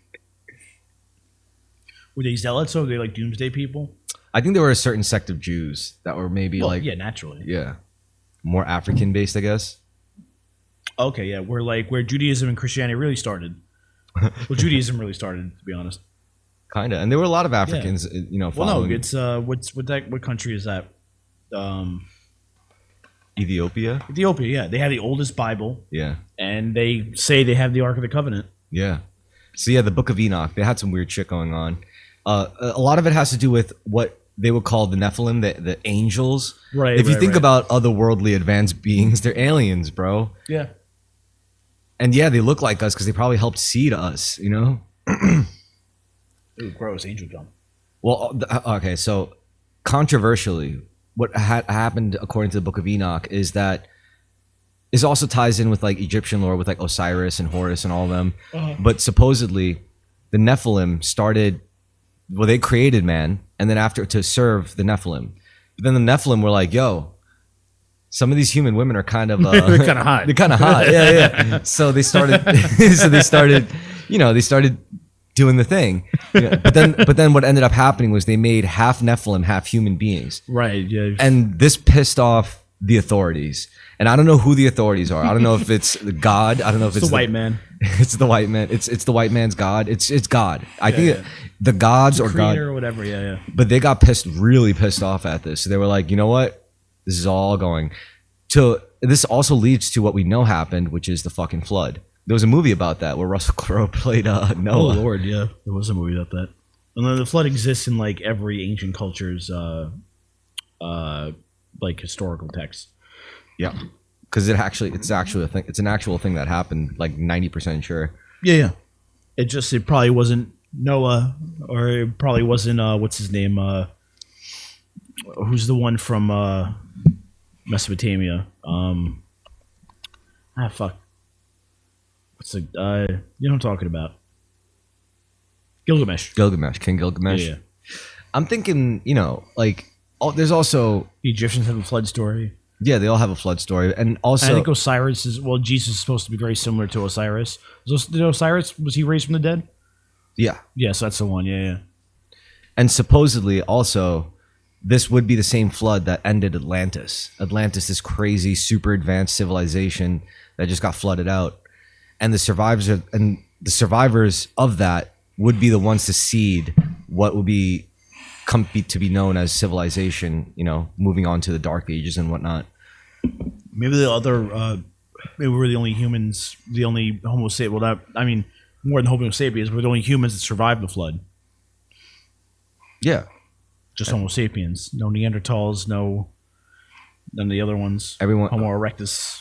Homo. The Nephilim human crossbreeds. Yeah. I mean, just imagine being like this 10-foot, like fucking superhuman god being, and you just see like this like 5'6" like little human girl. You're like, I'm gonna stick my dick in that. I mean, yeah, I get it. That's what I see when I see short women, tiny women. I'm like, I want to stick my penis in that. Damn. I bet the women loved it too. They were like, yo, this is awesome. What do they know? This guy's like 2 basketball players. Come on, some 10. It's like, and then all the human guys are like, these goddamn Nephilim. Yeah. Like, but think about how much more a 5'8", 5'9" guy would appreciate it. If you let him fuck you instead, he'd appreciate it a lot. He's like, of course the Nephilim get all the girls. Forget it. I would hate the Nephilim. It's just also so funny thinking like, you see like the dad Nephilim walking on his son. It's like, what the fuck do you think you're doing with the? It's like you're supposed to fuck him. It'll be like the same as like fucking a house pet. It's like, what the fuck are you doing, bro? Gross. Yeah. Maybe that's I wasn't aware you gave such intimate pieces of clothing to a house pet. And maybe that's what happened. It's like, that's it. I'm flooding your planet. It's like, no, daddy, no. I love them. I'm flushing your sex toys down the toilet. All right. Oh god, that's so bad. That's probably so true. That seems the most likely too. It's like, so. That's it. I'm flushing it down the toilet. It's like, no, daddy, no. My Atlantis sex dungeon. My Egyptians. Yeah, that's probably how it went down. Most likely. And then now, like, we have quote unquote UFOs that are probably just time traveling humans from the future. Oh shit! Actually, the Blu-ray version might be done by the time we're done with this. It is done, I'm pretty sure. Oh, cool. It's like 91.7. I don't know. I failed my eye test. Well, I didn't fail it, but I failed my eye test. I failed my AIDS test. I got a 0. well, it's good. You don't want to pass an AIDS test. I failed. It's like, oh no, it's good. That's a good thing. Oh, I mean, oh god, I always get depressed with like when the main character in a movie has AIDS. it's a depressing thing. I saw a movie like that. I think it was called Yesterday. It was about this woman in Africa who meets a man. They have a baby. The man goes off to work, and he doesn't come back one day, and she's just left alone raising her daughter, named Yesterday, and she finds out that she has AIDS, HIV. She goes to find her husband. He died from the AIDS. He has AIDS, and he's like, so he's in a bad way. He's like, the shitting would not stop, and he's like, and he dies. And now, like, the rest of the story is about her leaving her village to try to secure a future for her daughter while she's dying of AIDS. And by the end of it, some white journalist lady, the white savior character, helped her. There you go. Yeah. Happily ever after. It's like, now the world will know how bad things are. No, they won't. So yeah, I'm trying to think of another movie I saw where the main character has AIDS. Philadelphia. The Freddie Mercury movie. Oh, well, yeah. Philadelphia. No, well, Philadelphia is the Tom Hanks movie where he has AIDS. He has AIDS? In Philadelphia, he does. Yeah. AIDS was a big topic back then. But now they've got the cure. It's money. Lots of money. Just inject money straight into your veins. I know somebody that was just, he gets the prescription. There's a pill you could take. He doesn't have AIDS, but it's preventative because he has a lot of random sex. Like PrEP? Yeah. It's like a PrEP thing. And yeah, there was also Forrest Gump, but it was Jenny that got AIDS. Well, yeah, she's a whore. Yeah. He fell in love with a real gem. She was a real gem. Did you see when Shane Gillis hosted SNL, I think last year? They let him host. He had a sketch where like it was Forrest Gump's high school reunion, and Shane Gillis was there, and like he was like picking on him. And he's like, how's Jenny? How's old blowjob Jenny? Jenny died. She's in heaven with Mama. He's like, fuck, man. Oh, I wanted a blowjob. Yeah. And he's like, I bet you got no friends. He's like, I have one friend. His name was Bubba. He died. He's like, fuck. All right. He's like, I also have Lieutenant Dan. He's like, he's probably gay with you. He's got no legs. And he's like, fucking hell, man. Can't bully him now. Yeah. He was just like, this is not a good look for me. He's got a lot of money. Yeah. He's a fucking huge successful company. Which also, like, so you know Bubblegum Shrimp, right? It's in the movie and it's a restaurant that's thankfully gone now. They made their restaurant after the movie. Yeah. Makes no goddamn sense to me. It was a money grab. Someone pitched the idea to the right person. I ate there once, the one in Times Square. Was it good? It was fine, yeah. I didn't pay for it. I was a kid. Did they have alcohol? Oh, you were a kid. I was a kid. Well, actually, no, they let me have a beer because my uncle and his girlfriend at the time. Have a beer on good old Lieutenant Dan. Yeah, well, Sergeant Sarney.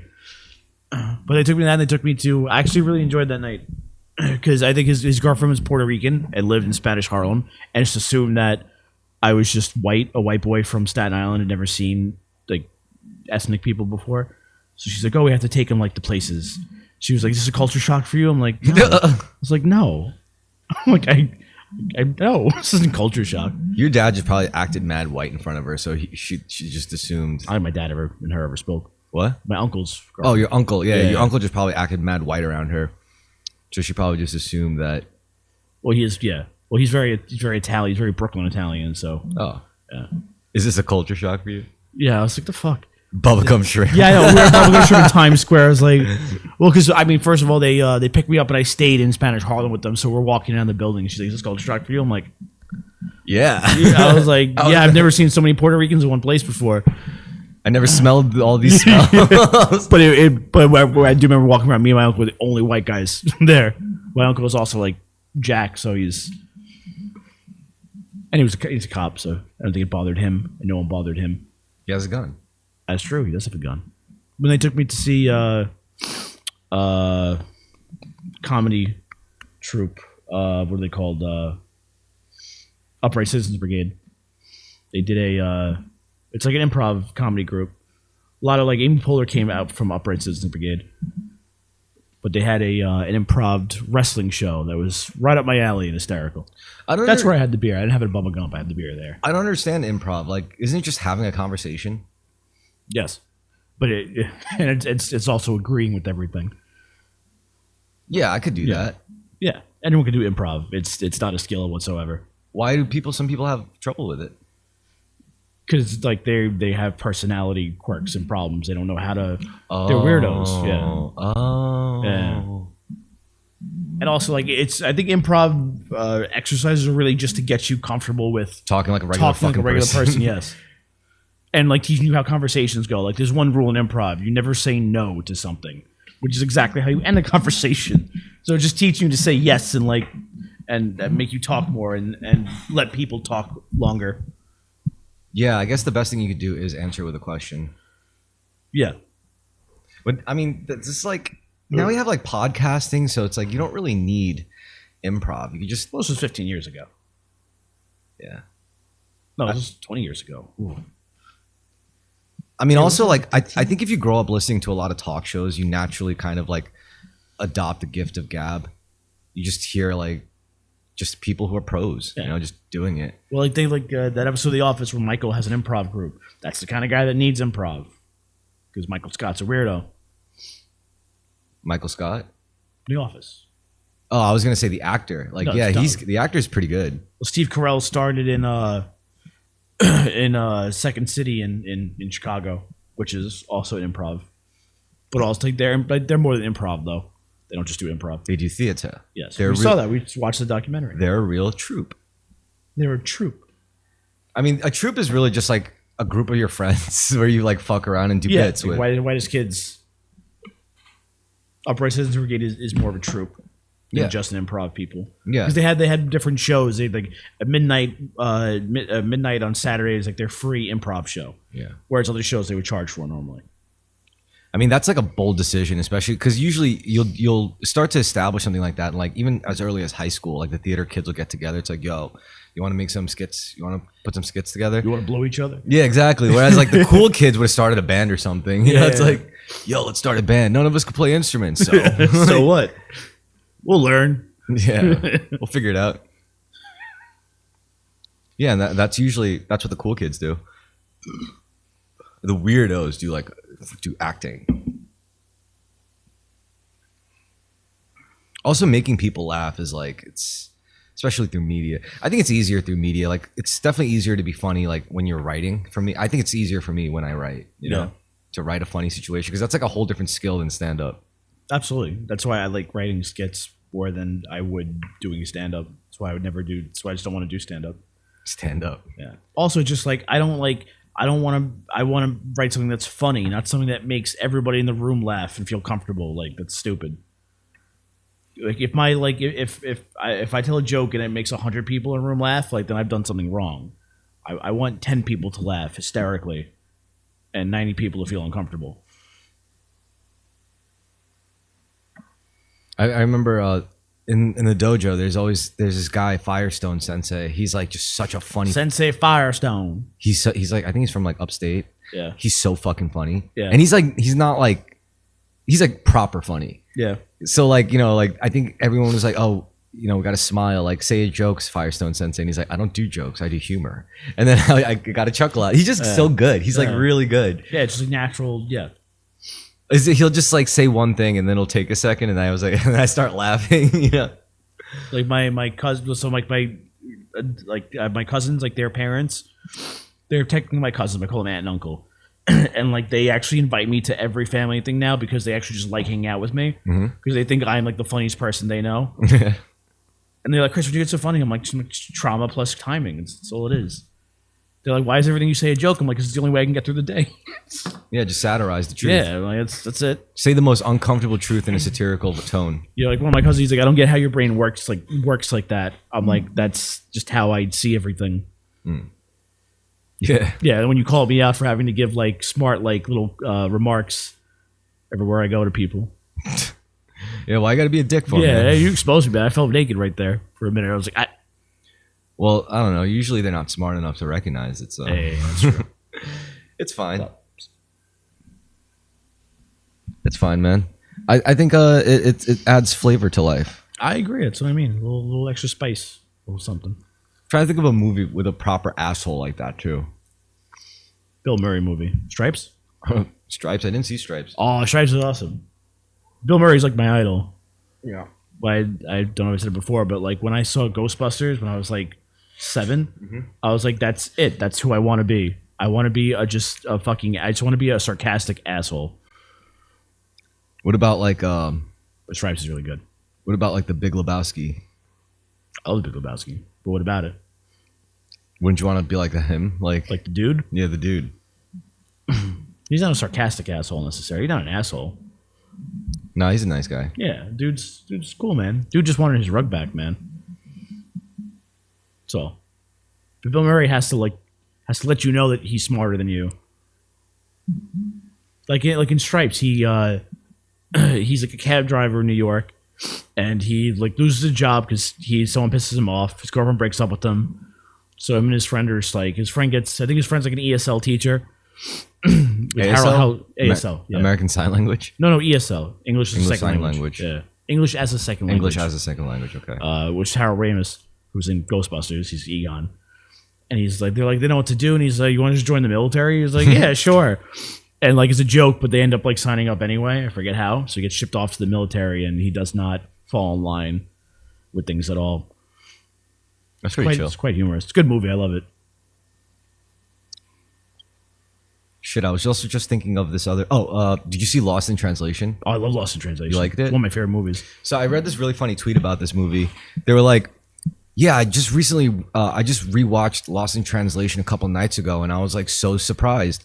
I remember watching it in my 20s, and I was like, this is just a movie about this creepy older guy abusing his relationship with like a much younger person, and you know he's just like kind of trying to fight his like disgusting urges. And then he's like, now that I watch it in my 30s, I realize this is a movie about a guy who's like fighting his urges so to preserve the friendship for the sake of his friendship with his an actual sincere friend in a completely lost and tumultuous point in his life. And Absolutely. it's funny how like he put it, like, yeah, shit gets real when you look at it through a different lens. When I saw it when I was younger, I was like, I don't get this. Then I watched it like again like a year or two ago. I'm like, I fucking love this movie. Yeah, it's a good movie. It's I haunting. totally get it. Yeah, it is. And it's that was one of Sofia Coppola's Yes, movies. it was. Yeah, which shocked me. And according to Bill Murray, that's like his favorite movie. Yeah. That's his favorite movie. Yeah. I mean, he does his best acting in that, I think. Yeah, I remember my favorite. One of the parts that stick out was the whiskey commercial scene. He's like, yo, can you be like Sean Connery or something? He's like, what about like Roger Moore? He's like, nah. There's also this movie I only saw like a year or so ago. It's okay. I like it because I love Bill Murray. It's called Quick Change. I found out that Bill Murray directed half of it, and then someone else directed the other half because Bill Murray was not getting along with like the other actor in the movie, Gina Davis. I think he was really fucking mean to her apparently during the movie. But could you stop sucking? Yeah, pretty much. Yeah, it's just Bill Murray, and yeah, but like the movie is him, Randy Quaid, and Gina Davis. They're bank robbers. They rob a bank in Manhattan, and the rest of the movie is them. They rob a bank in the first 2 minutes of the movie. It's the beginning of the movie, and the rest of the movie is them trying to leave the city, and just getting stuck. Like they rob the bank. They leave Manhattan. Then they go. I know exactly where they are. They're somewhere like in Red Hook, at their apartment, getting everything together. They get in the car to drive, but for some reason, nobody knows how to get to JFK. Which is ridiculous. Like they get lost trying to get to JFK. You're supposed to take that exit? Yeah. But like there's like I remember there's like guys changing out signs and like the construction guys and talking with them, and they're like old school Brooklyn guys. So like, oh no, I think he's that way. No, man, it's that way. Go whatever. But by Flushing. Yeah, but the beginning is he dresses up as a clown and robs the bank dressed as a clown because like it's about to close. So he just as a clown to let him in, and then the other two bank robbers are plants. They're already in the bank, and he's just typical Bill Murray sarcastic asshole for the first like 20 minutes, and I love it. Yeah, the rest of the movie's okay. And then there's Garfield. I've never seen Garfield. That's his least favorite, apparently. I'd imagine so. Yes. Although if there was a voice of Garfield, it should be him. So I don't see how that. I mean, I didn't think it'd be good, but he was pretty funny in Zombieland. Yeah, he is good in Zombieland. He's in every single one of what's his face's movies, at least for a little bit. Grand Budapest Hotel, that director, I can't think of his name. Wes Anderson. Wes Anderson, yeah. Man, Yeah, I like Life Aquatic with Steve Zissou. I don't know what that is.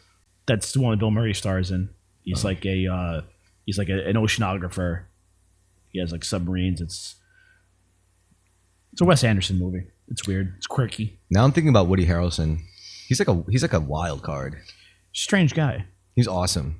He's You really heard good. the interview of him talking about his dad? No. So you know his dad was like a contract killer. What? You know that? No. His dad was a contract killer. He believes that the government set him up and killed him. Like they gave him a contract and then killed him and framed him to be like a bad contract killer man. But hey, look it up.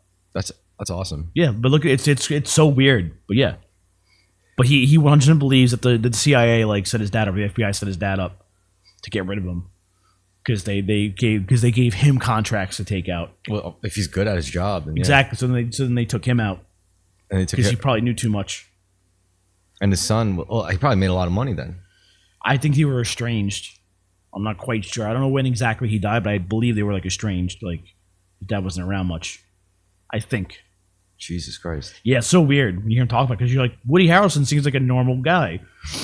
He's like, yeah, my dad killed people for money. Yeah. But he's like, but he killed but he did the work, government's work. He didn't kill people for money. He killed people for the government. Oh, like a Texas Ranger. Yeah, like that. That's how he frames it. But apparently the reality is that his dad was a contractor. Like a bounty hunter. Yeah, I guess so. Well, like a hitman, like for the mob or something like that.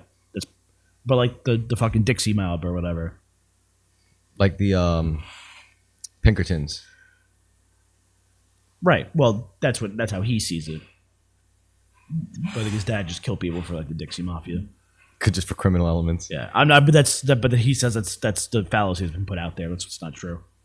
I mean, the mob did contracts for governments all the time. I'm sure. Yeah. I mean, I don't think he's like. I'm not saying he's lying. That totally happens. That's a thing.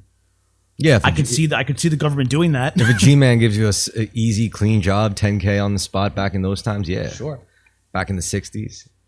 Yeah, but he believes his father was killed to be silenced because he knew things. I'm sure they all do. Yeah. Well, with that, we could end the third part. I'm just going to get a beer. You ever heard I just said there's that movie In the Mount of Madness? And like it's basically like Stephen King, but they give him a different name. Yeah. There's a Stephen King book and movie that's the exact same thing that came out in the same year, but directed by George A. Romero. Interesting. Secret Window Ooh, I know that. with Johnny Depp. Yeah, I saw. I was getting like reels of that movie, like constantly recommended to me, and I had no idea why. I mean, it's an interesting idea to explore, right? Yeah. Okay, so I don't know Can't much. talk now. I'm on Secret Millionaire. I don't know much about those movies, but I know in Alan Wake, the premise is. Is that water? Yeah, Is that for you? you could have some. Drink it. Actually, I have water here. What am I talking about? So yeah, the premise is that The water's pure. that the lake, the lake that they were at, the one it has like an entity at the bottom of it. It's called the Dark Place. And the Dark Place, what it does is there's an entity living in the Dark Place. And right now it's stuck at the bottom of that lake, and it could only be made alive with the help of an artist. Because when the Dark Place captures an artist, whatever the artist like paints or draws or writes, it comes to life. So like, periodically it would draw in an artist, take him and then use him up until like it can't, and then it would take another artist to come so that the artist could sit there and like write this thing into existence. And Alan Wake was the latest victim. So you start the game, you fall into the water, and then boom, you just wake up 7 days later with no memory in a car crash. And later you find out that, oh, the only way for him to get out of there was to write a way for him to escape, which he did, and he just didn't remember anything. And the rules are like, everything that comes to pass within what you create, what you write, it'll come to pass, but it has to follow the genre. So Alan Wake was like writing a horror story, and everything that had to happen had to follow the horror genre. So that was all like interesting, because like he's basically like trying to write his way out of shit. You know, it's pretty crazy. Okay, that sounds cool. I watched Anthony play it for like a little bit, but he didn't really give me the whole story. But it's like, I mean, it's everything. There's the personal narrative. There's the fact that like, yeah, you do kind of write your own story. That's just life. Sure. But then there's also like, you know, when you start like retroactively changing other people's lives, it's like you're just this like normal FBI agent investigating like just a missing writer's case or a murder or something, and then suddenly it's like your partner's like, so about that divorce and your dead child, and you're like, what the fuck are you talking about? I'm not divorced. My kid ain't dead. And then it's like everyone else is like confirmed. That's scary. Yeah. That's when it gets horrifying. Yeah. Because all right, it's like it's one of those are good horror stories. Like let's say like we wake up or you wake up one day, and then it's like it could be funny, but I'll explain. But it's like it's scary where it's like let's say you have a girlfriend, right? And you wake up one day and it's like she's gone. It's almost as if like she never existed, like she's dead, you know? Or something. It's like, what are you talking about, Chris? You never had a girlfriend. I was saying earlier, that's frightening to me. Yeah, that's scary as shit. Yeah. And it's also scary because it might not be a supernatural thing. It could just be like a psychotic thing. Yeah, like, exactly. You could be, and you wouldn't know, and that's horrifying in and of it. That's like a psychological horror. Like around when he was like killed himself when like his Alzheimer's was like flaring, like starting to come in or whatever. Yeah, he's like, I swear I had a wife, and it's like a girl that I just met in China, and he's like, nah. You know, that's like it could have happened because of who he is. You know, you start losing touch.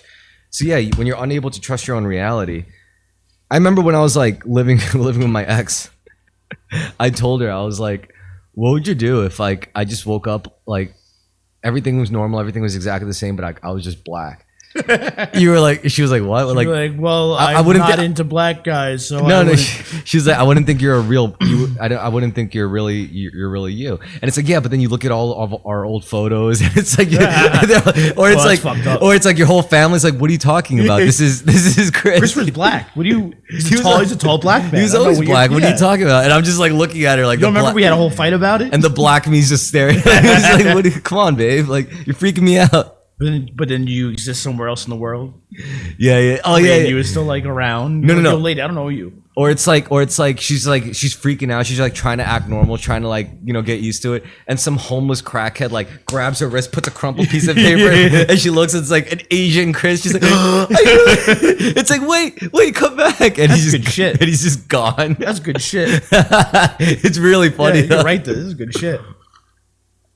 It would be like a horror. It would be like a thriller comedy, I think, because it is really funny. It's like the only thing weird. Like you could just not care, you know, like you could just ease into it and be like, you know, what am I gonna do? What are you gonna do? But then it's fucked up because if someone really changed something, I'd be like, no, I want to know. Like details have to change every day. Something else changes. Something else minor about it. Oh yeah, you wake up the next day like you're a black man with a mustache, or it's like, or it's like I wake up and I'm white and she's black. And it's like, what are you talking about, babe? You've always been black. This is getting weird. You okay? And she's like, all right. No, see, you can't change. It's the person who's having the existential crisis.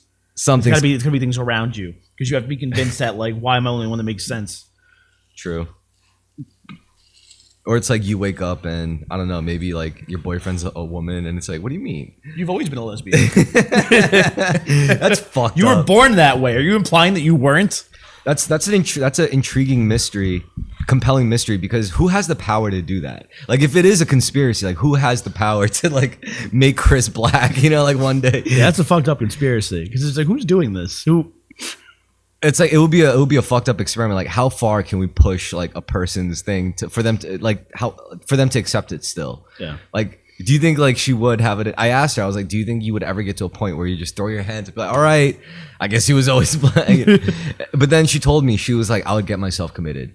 She was like, "I would if I couldn't trust like my my reality." I'd like, kill myself, but that yeah. She said that too. She's like, "It's either that or I would kill myself." I don't want to start like not trusting my own brain. I mean, it's also tragic. It's like you have this wonderful, awesome relationship with this lady, and you're like 60 years old. It's like, wait, where's my wife? And it's like you never had a wife, bro. Cool. And you're in some facility. It's like, oh yeah. I forgot to kill myself. Like, what is it? Shutter Island. You've seen that, right? Yeah, So that's just like that. It's everything was just like a hallucination, or well, I know. Just what's his name's an hallucination. Mark Ruffalo's character is an hallucination, but everyone else is acting like he is letting him play out this fantasy of being a detective investigating a disappearance. meanwhile he's just a crazy guy. Yeah, because apparently he was close to a breakthrough, so they let him do this one more time to see if it could bring him out of it. And then at the end he realized he does accept it but can't live with it, so he gets fucking lobotomized.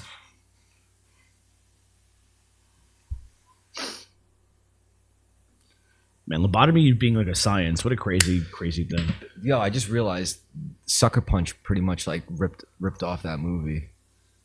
I've never seen Sucker Punch. Really? Yeah, it's the movie with the ladies, right? Yeah, basically this girl gets this girl gets sent to like a I did want to see it. like a halfway house, like a whorehouse or something. This girl, and this all run by this crazy, corrupt, like weird, rich criminal guy, like a pimp or something. Yeah. There's a madam, and like within this place, they find like a magical portal that allows them, or they discover the ability to retreat into a certain fantasy world so that they could do what they have to do to get to get through the trials to be able to escape the whorehouse. And then at the end of it, you find out that like it wasn't really a whorehouse. She was just crazy and she was committed. Oh. And when they all finally escaped together, it was just like her sacrificing, like they all sacrificed their lives trying to get out of the mental ward. Only one managed to actually escape the mental ward. She has to stay back and sacrifice herself in the final battle. And then the real scene was her getting lobotomized at the end. Oh, nice. That's cool. And like everyone, like the madam was actually a nurse, and like so it was like basically the same thing, You ever see One Flew Over the Cuckoo's Nest or read it? I heard about it. I know of course I know of One Flew Over the Cuckoo's Nest. The movie's really good. It's one of those cases where like I actually did read the book, but like I like Jack Nicholson a lot, and that movie's great. I'm sure it was. There was another really interesting movie called. It was actually I can't believe I remember it even. It was pretty mediocre, but thinking back on it, it was pretty solid. It was called The Jacket. That bitch never gave me back my books. That's what happened to those books. Never mind. Go on. You know Adrian Brody? Yes, he's the guy that's always playing an emaciated Jew. Yeah.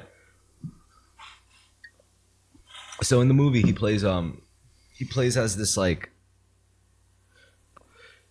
guy, I think, that got committed because he ended up in like a bad accident or something. He was having a rough go of it, and I think someone with him died, or maybe it was his brother that died, and it was just in a bad way, and he maybe had some mental issues, or they thought he did.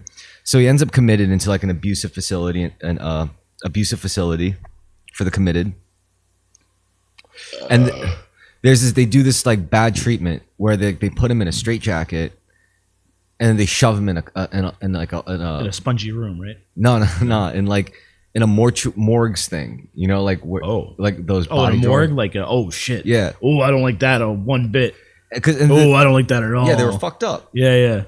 But then, like, as he's in there, he's about to lose his shit, go crazy. But then, like, right as he pops, he wakes up and he's like outside, and he's in the past. Mm-hmm. He doesn't know he's in the past yet, but he sees a diner. He goes into the diner, sees his girl, and like he hits it off with this girl. Mm-hmm. And man, I must be dreaming. No, go on. He hits it off with this girl, and then together they realize he's like a few years in the past. Mm-hmm. And then he's like, "Yo, this is crazy. What's going on?" And then suddenly he keels over, starts to get hurt, and then he's back inside the cubby, whatever. And then he gets pulled out.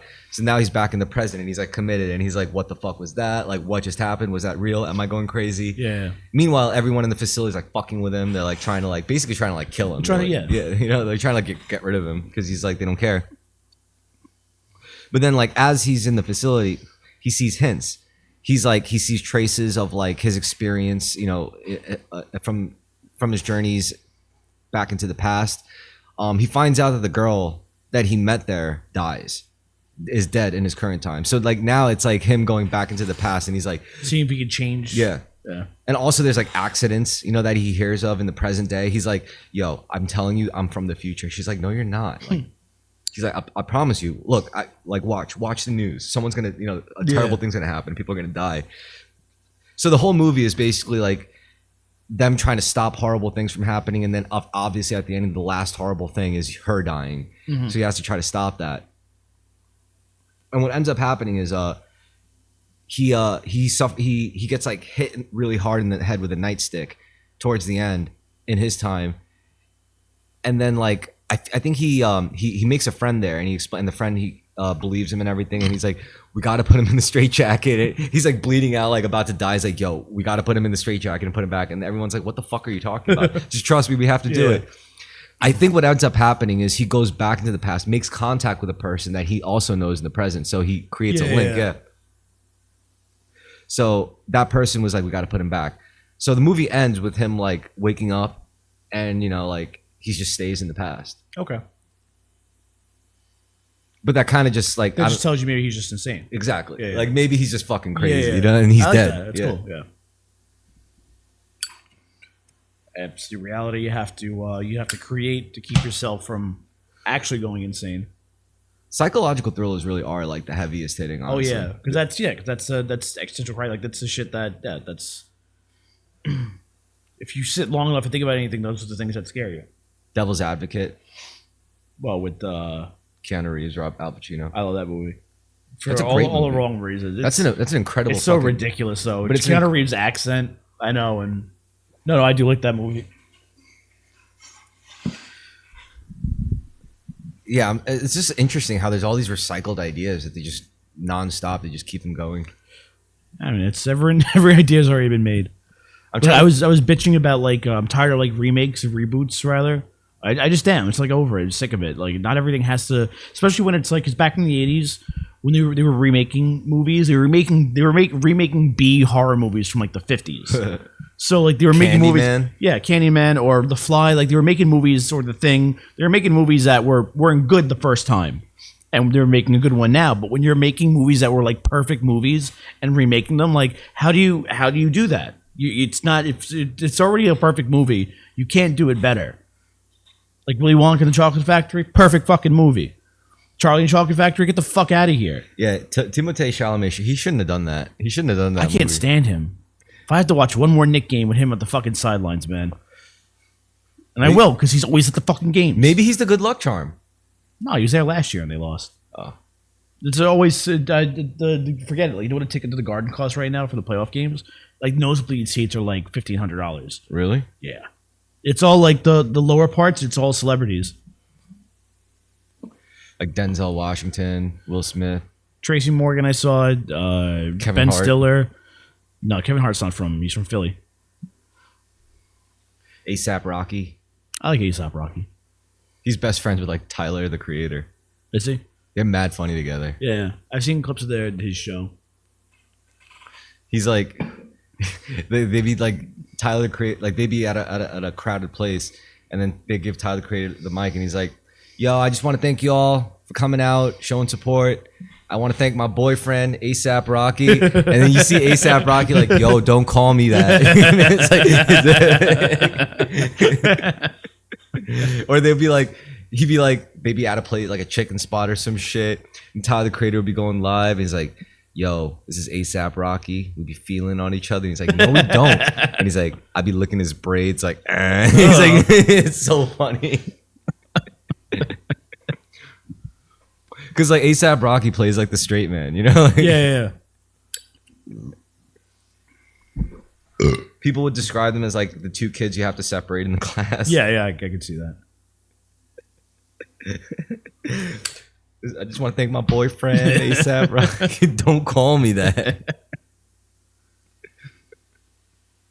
It was like a serious room too, full of like record execs and shit. Yeah, I like Aesop, you're gay. We could work with that. No, I'm not gay. Stop it. I like those two together because they're us. They're like our age. They're millennials. Yeah, They're like yeah, 91, 92, 90 or some shit. They were born in those years. Like, yeah, those are the homies. You got a lot of respect for our generation. I don't, but you know, there's some good examples. There's some good eggs, you know? There's a couple good eggs. Yeah, I mean, look, large language models are always going to sound like millennials because we're like the last literate generation, honestly. You really There's are. not going to be any more training data after us. No. Like, this is it. This is the end of the line. From here on out, all your great oracles of the machine world are going to be speaking like millennials. So, yeah, that happened. He's right behind me, isn't he? Damn, that was whack. Yeah, Channing Tatum is like probably really good at portraying a millennial, honestly. Well, that's what you are. What do you Shouldn't mean? be that hard. He is a millennial, right? Yeah. Yeah. Technically, he's actually a Gen Xer. He's like 40, right? Yeah. Yeah, I think if you're born before 86, you're Gen X. I think. Yeah, and Jonah Hill. Well, Jonah Hill is pretty much a millennial. Yeah, but he's on the cusp. Like we're on the cusp. Like we're early millennials. So like Yeah, elder millennials. yeah. So that that 80s, early 90s is like the sweet spot. My opinion. Fucking 21 Jump Street. That was good. I haven't seen that in a long time. That was Channing Tatum's like.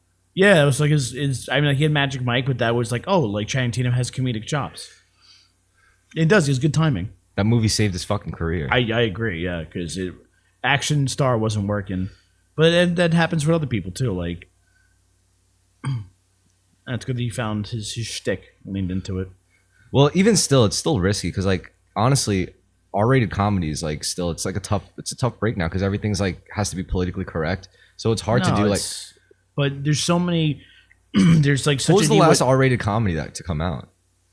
That was actually good. Deadpool. Yeah, but that's like easy. They got comics and shit working for them. What do you mean? Comedy writers don't write rated R comedy movies. That's what I'm saying. It's like when was the last time we got a proper R-rated comedy movie? Why isn't Deadpool proper? What? What's a proper one? An original movie? Yeah, like Wedding Crashers or fucking. The summer blockbuster rated R comedy is dead. It's been dead for a long time. Yeah, like that's there's nowhere to be found. Oh, but fucking Friends, Friends or Best Friends? Best Friends? The Tim Robinson movie. Did you see that? No. Oh, we gotta watch that. We'll watch that next time. Tim Robinson. With Tim Robinson and Paul Rudd. Is it Best Friends or Friends? I saw it like 3 times. What was Tim Robinson in? I think you should leave. He's the funniest fucking guy in the world. Friendship. I'm sorry, Friendship. Friendship. Yeah. I saw the day it came out. It was only in limited theaters. I got Mike and Anthony to go with me on Mother's Day to go see it in the city at dope. like 11 o'clock at night in a tiny ass theater. There was only there's 8 people there because it was dope. Mother's Day. There was 8 people there and it was fucking hysterical. Yeah, Friendship. Oh, it's so good. It's such a good movie. But it's a rated R comedy. But there's rated R comedies. They just because there's so much with all the streaming services, there's such a need for content that with A24, people keep thinking when people are like, yo, they make really good movies. They don't make any movies. They're a distributor, so they get all the independent movies and they bring them onto streaming services or put them in theaters. We got to make it. We got to make a movie and sell it to A24. Well, we'd have to do the film festival. We'd have to get it entered in Cannes Film Festival or something like that, and then we got the Toronto Film Festival or some shit. Yeah. And then they'd pick us up. So we got to make a lot of money somehow, and we got to just buy equipment. Friendship didn't have had a little bit of special effects, but they made $16 million. It cost them how much?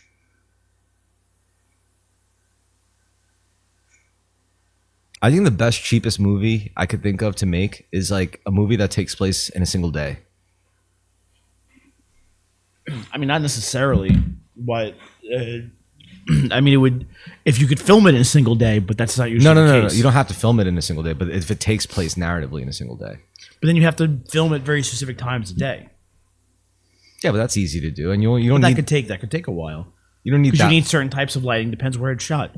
Something shot in one place is easy, but a hard sell.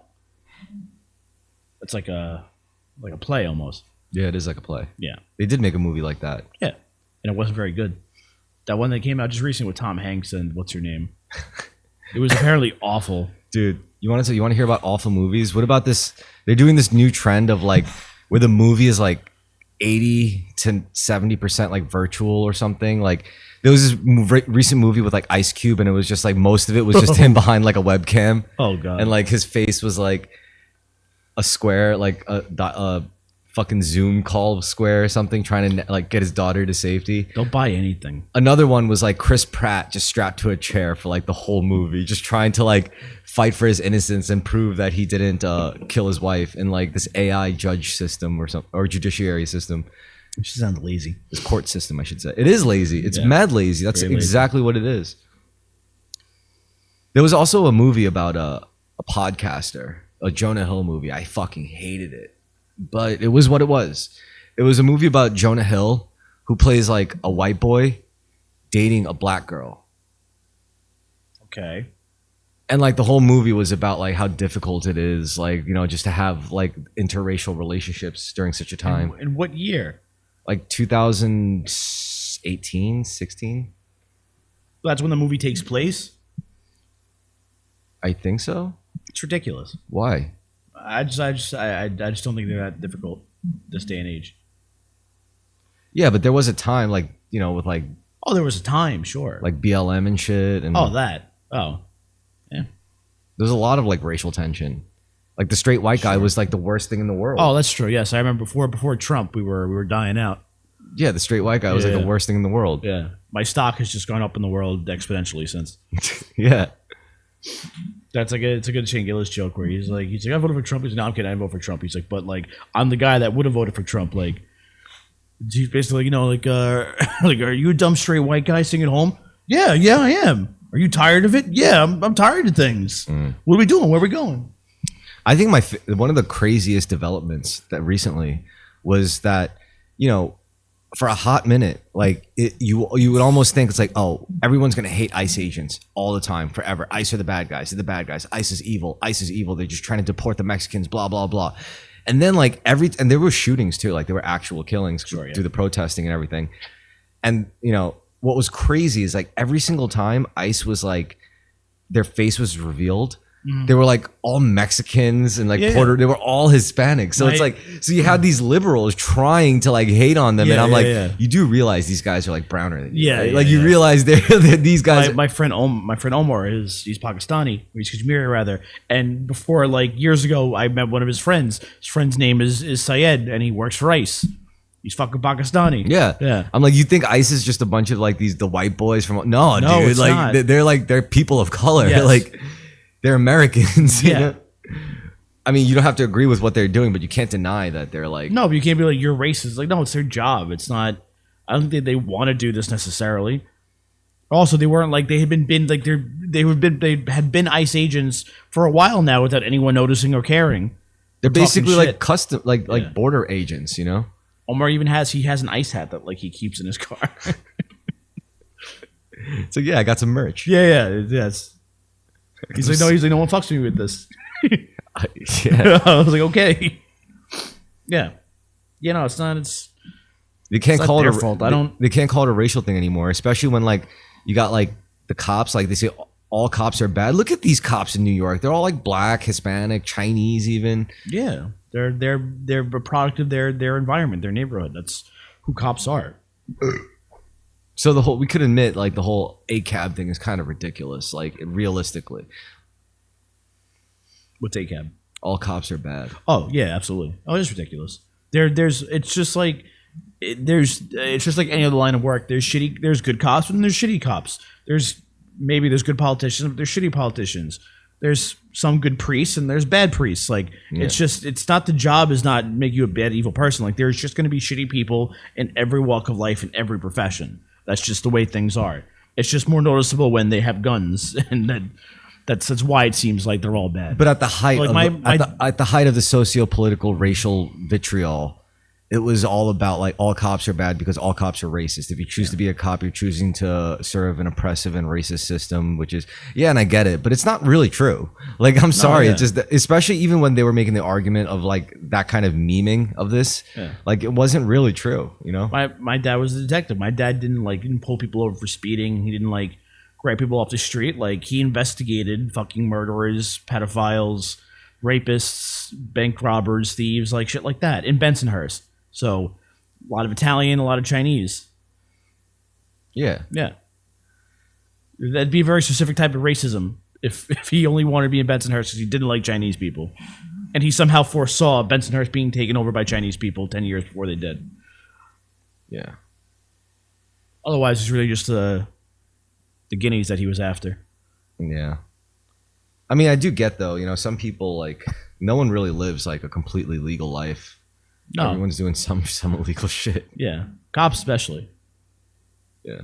So that is like like I said, if they didn't have the hair drug test, I would totally do that because then you get to like skirt on. You get to live both sides almost. You get to break some laws because you are the law. For sure. I tried to. I have a mini shield with my dad's badge number on it. I tried to use it at City Field the other day to get free parking. Didn't work.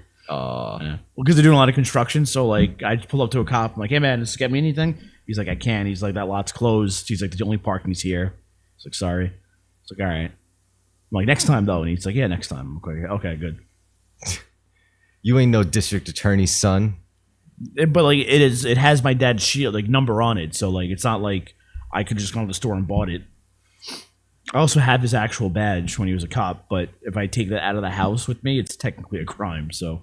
Because I was thinking about like next time I'm like, what if I just bring the badge? I'm like that. I'm like, him. Yeah, I'm like they're not gonna ask me questions. I'm Detective. But if I just have the badge like and not the wallet with the police ID in there, like then I'd be like, why's your badge out by itself? And I'd be like, oh, did you get the impression I was a cop? Because I did not mean to put that out there.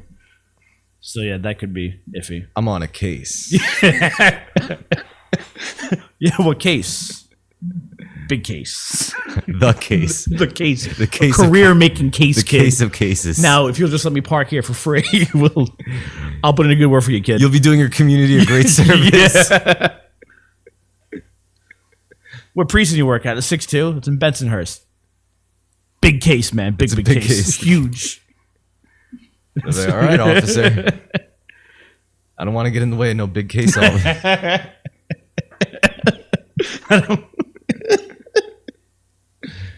My dad never respected like those random cops on those beats because he's like they're not real cops. They're just like fucking traffic guys. Meter maids. Yeah, like they're part of MPD, but like they just direct traffic there.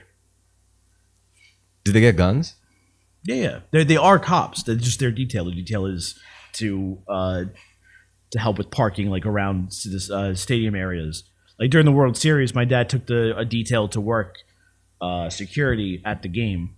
So he was at one of the World Series games in 2000 when the Mets were in the World Series. Oh. Yes. That must have been fun for him. Did he have to fight for that job? He was like, yo, come on, you got to put me on the team. Yeah. You got to put me on the series team. Yeah. He would have been, because he was a detective too. So like he had to, so he probably was able to get it based off that. And so I really want this post. You know, like, he would have been there. He probably actually would have only been there for like 6 years at that point, I think. Yeah, because he was a cop in like 93 or 94. So yeah, 6-7 years. It's a lucky post. Yeah. It doesn't happen often.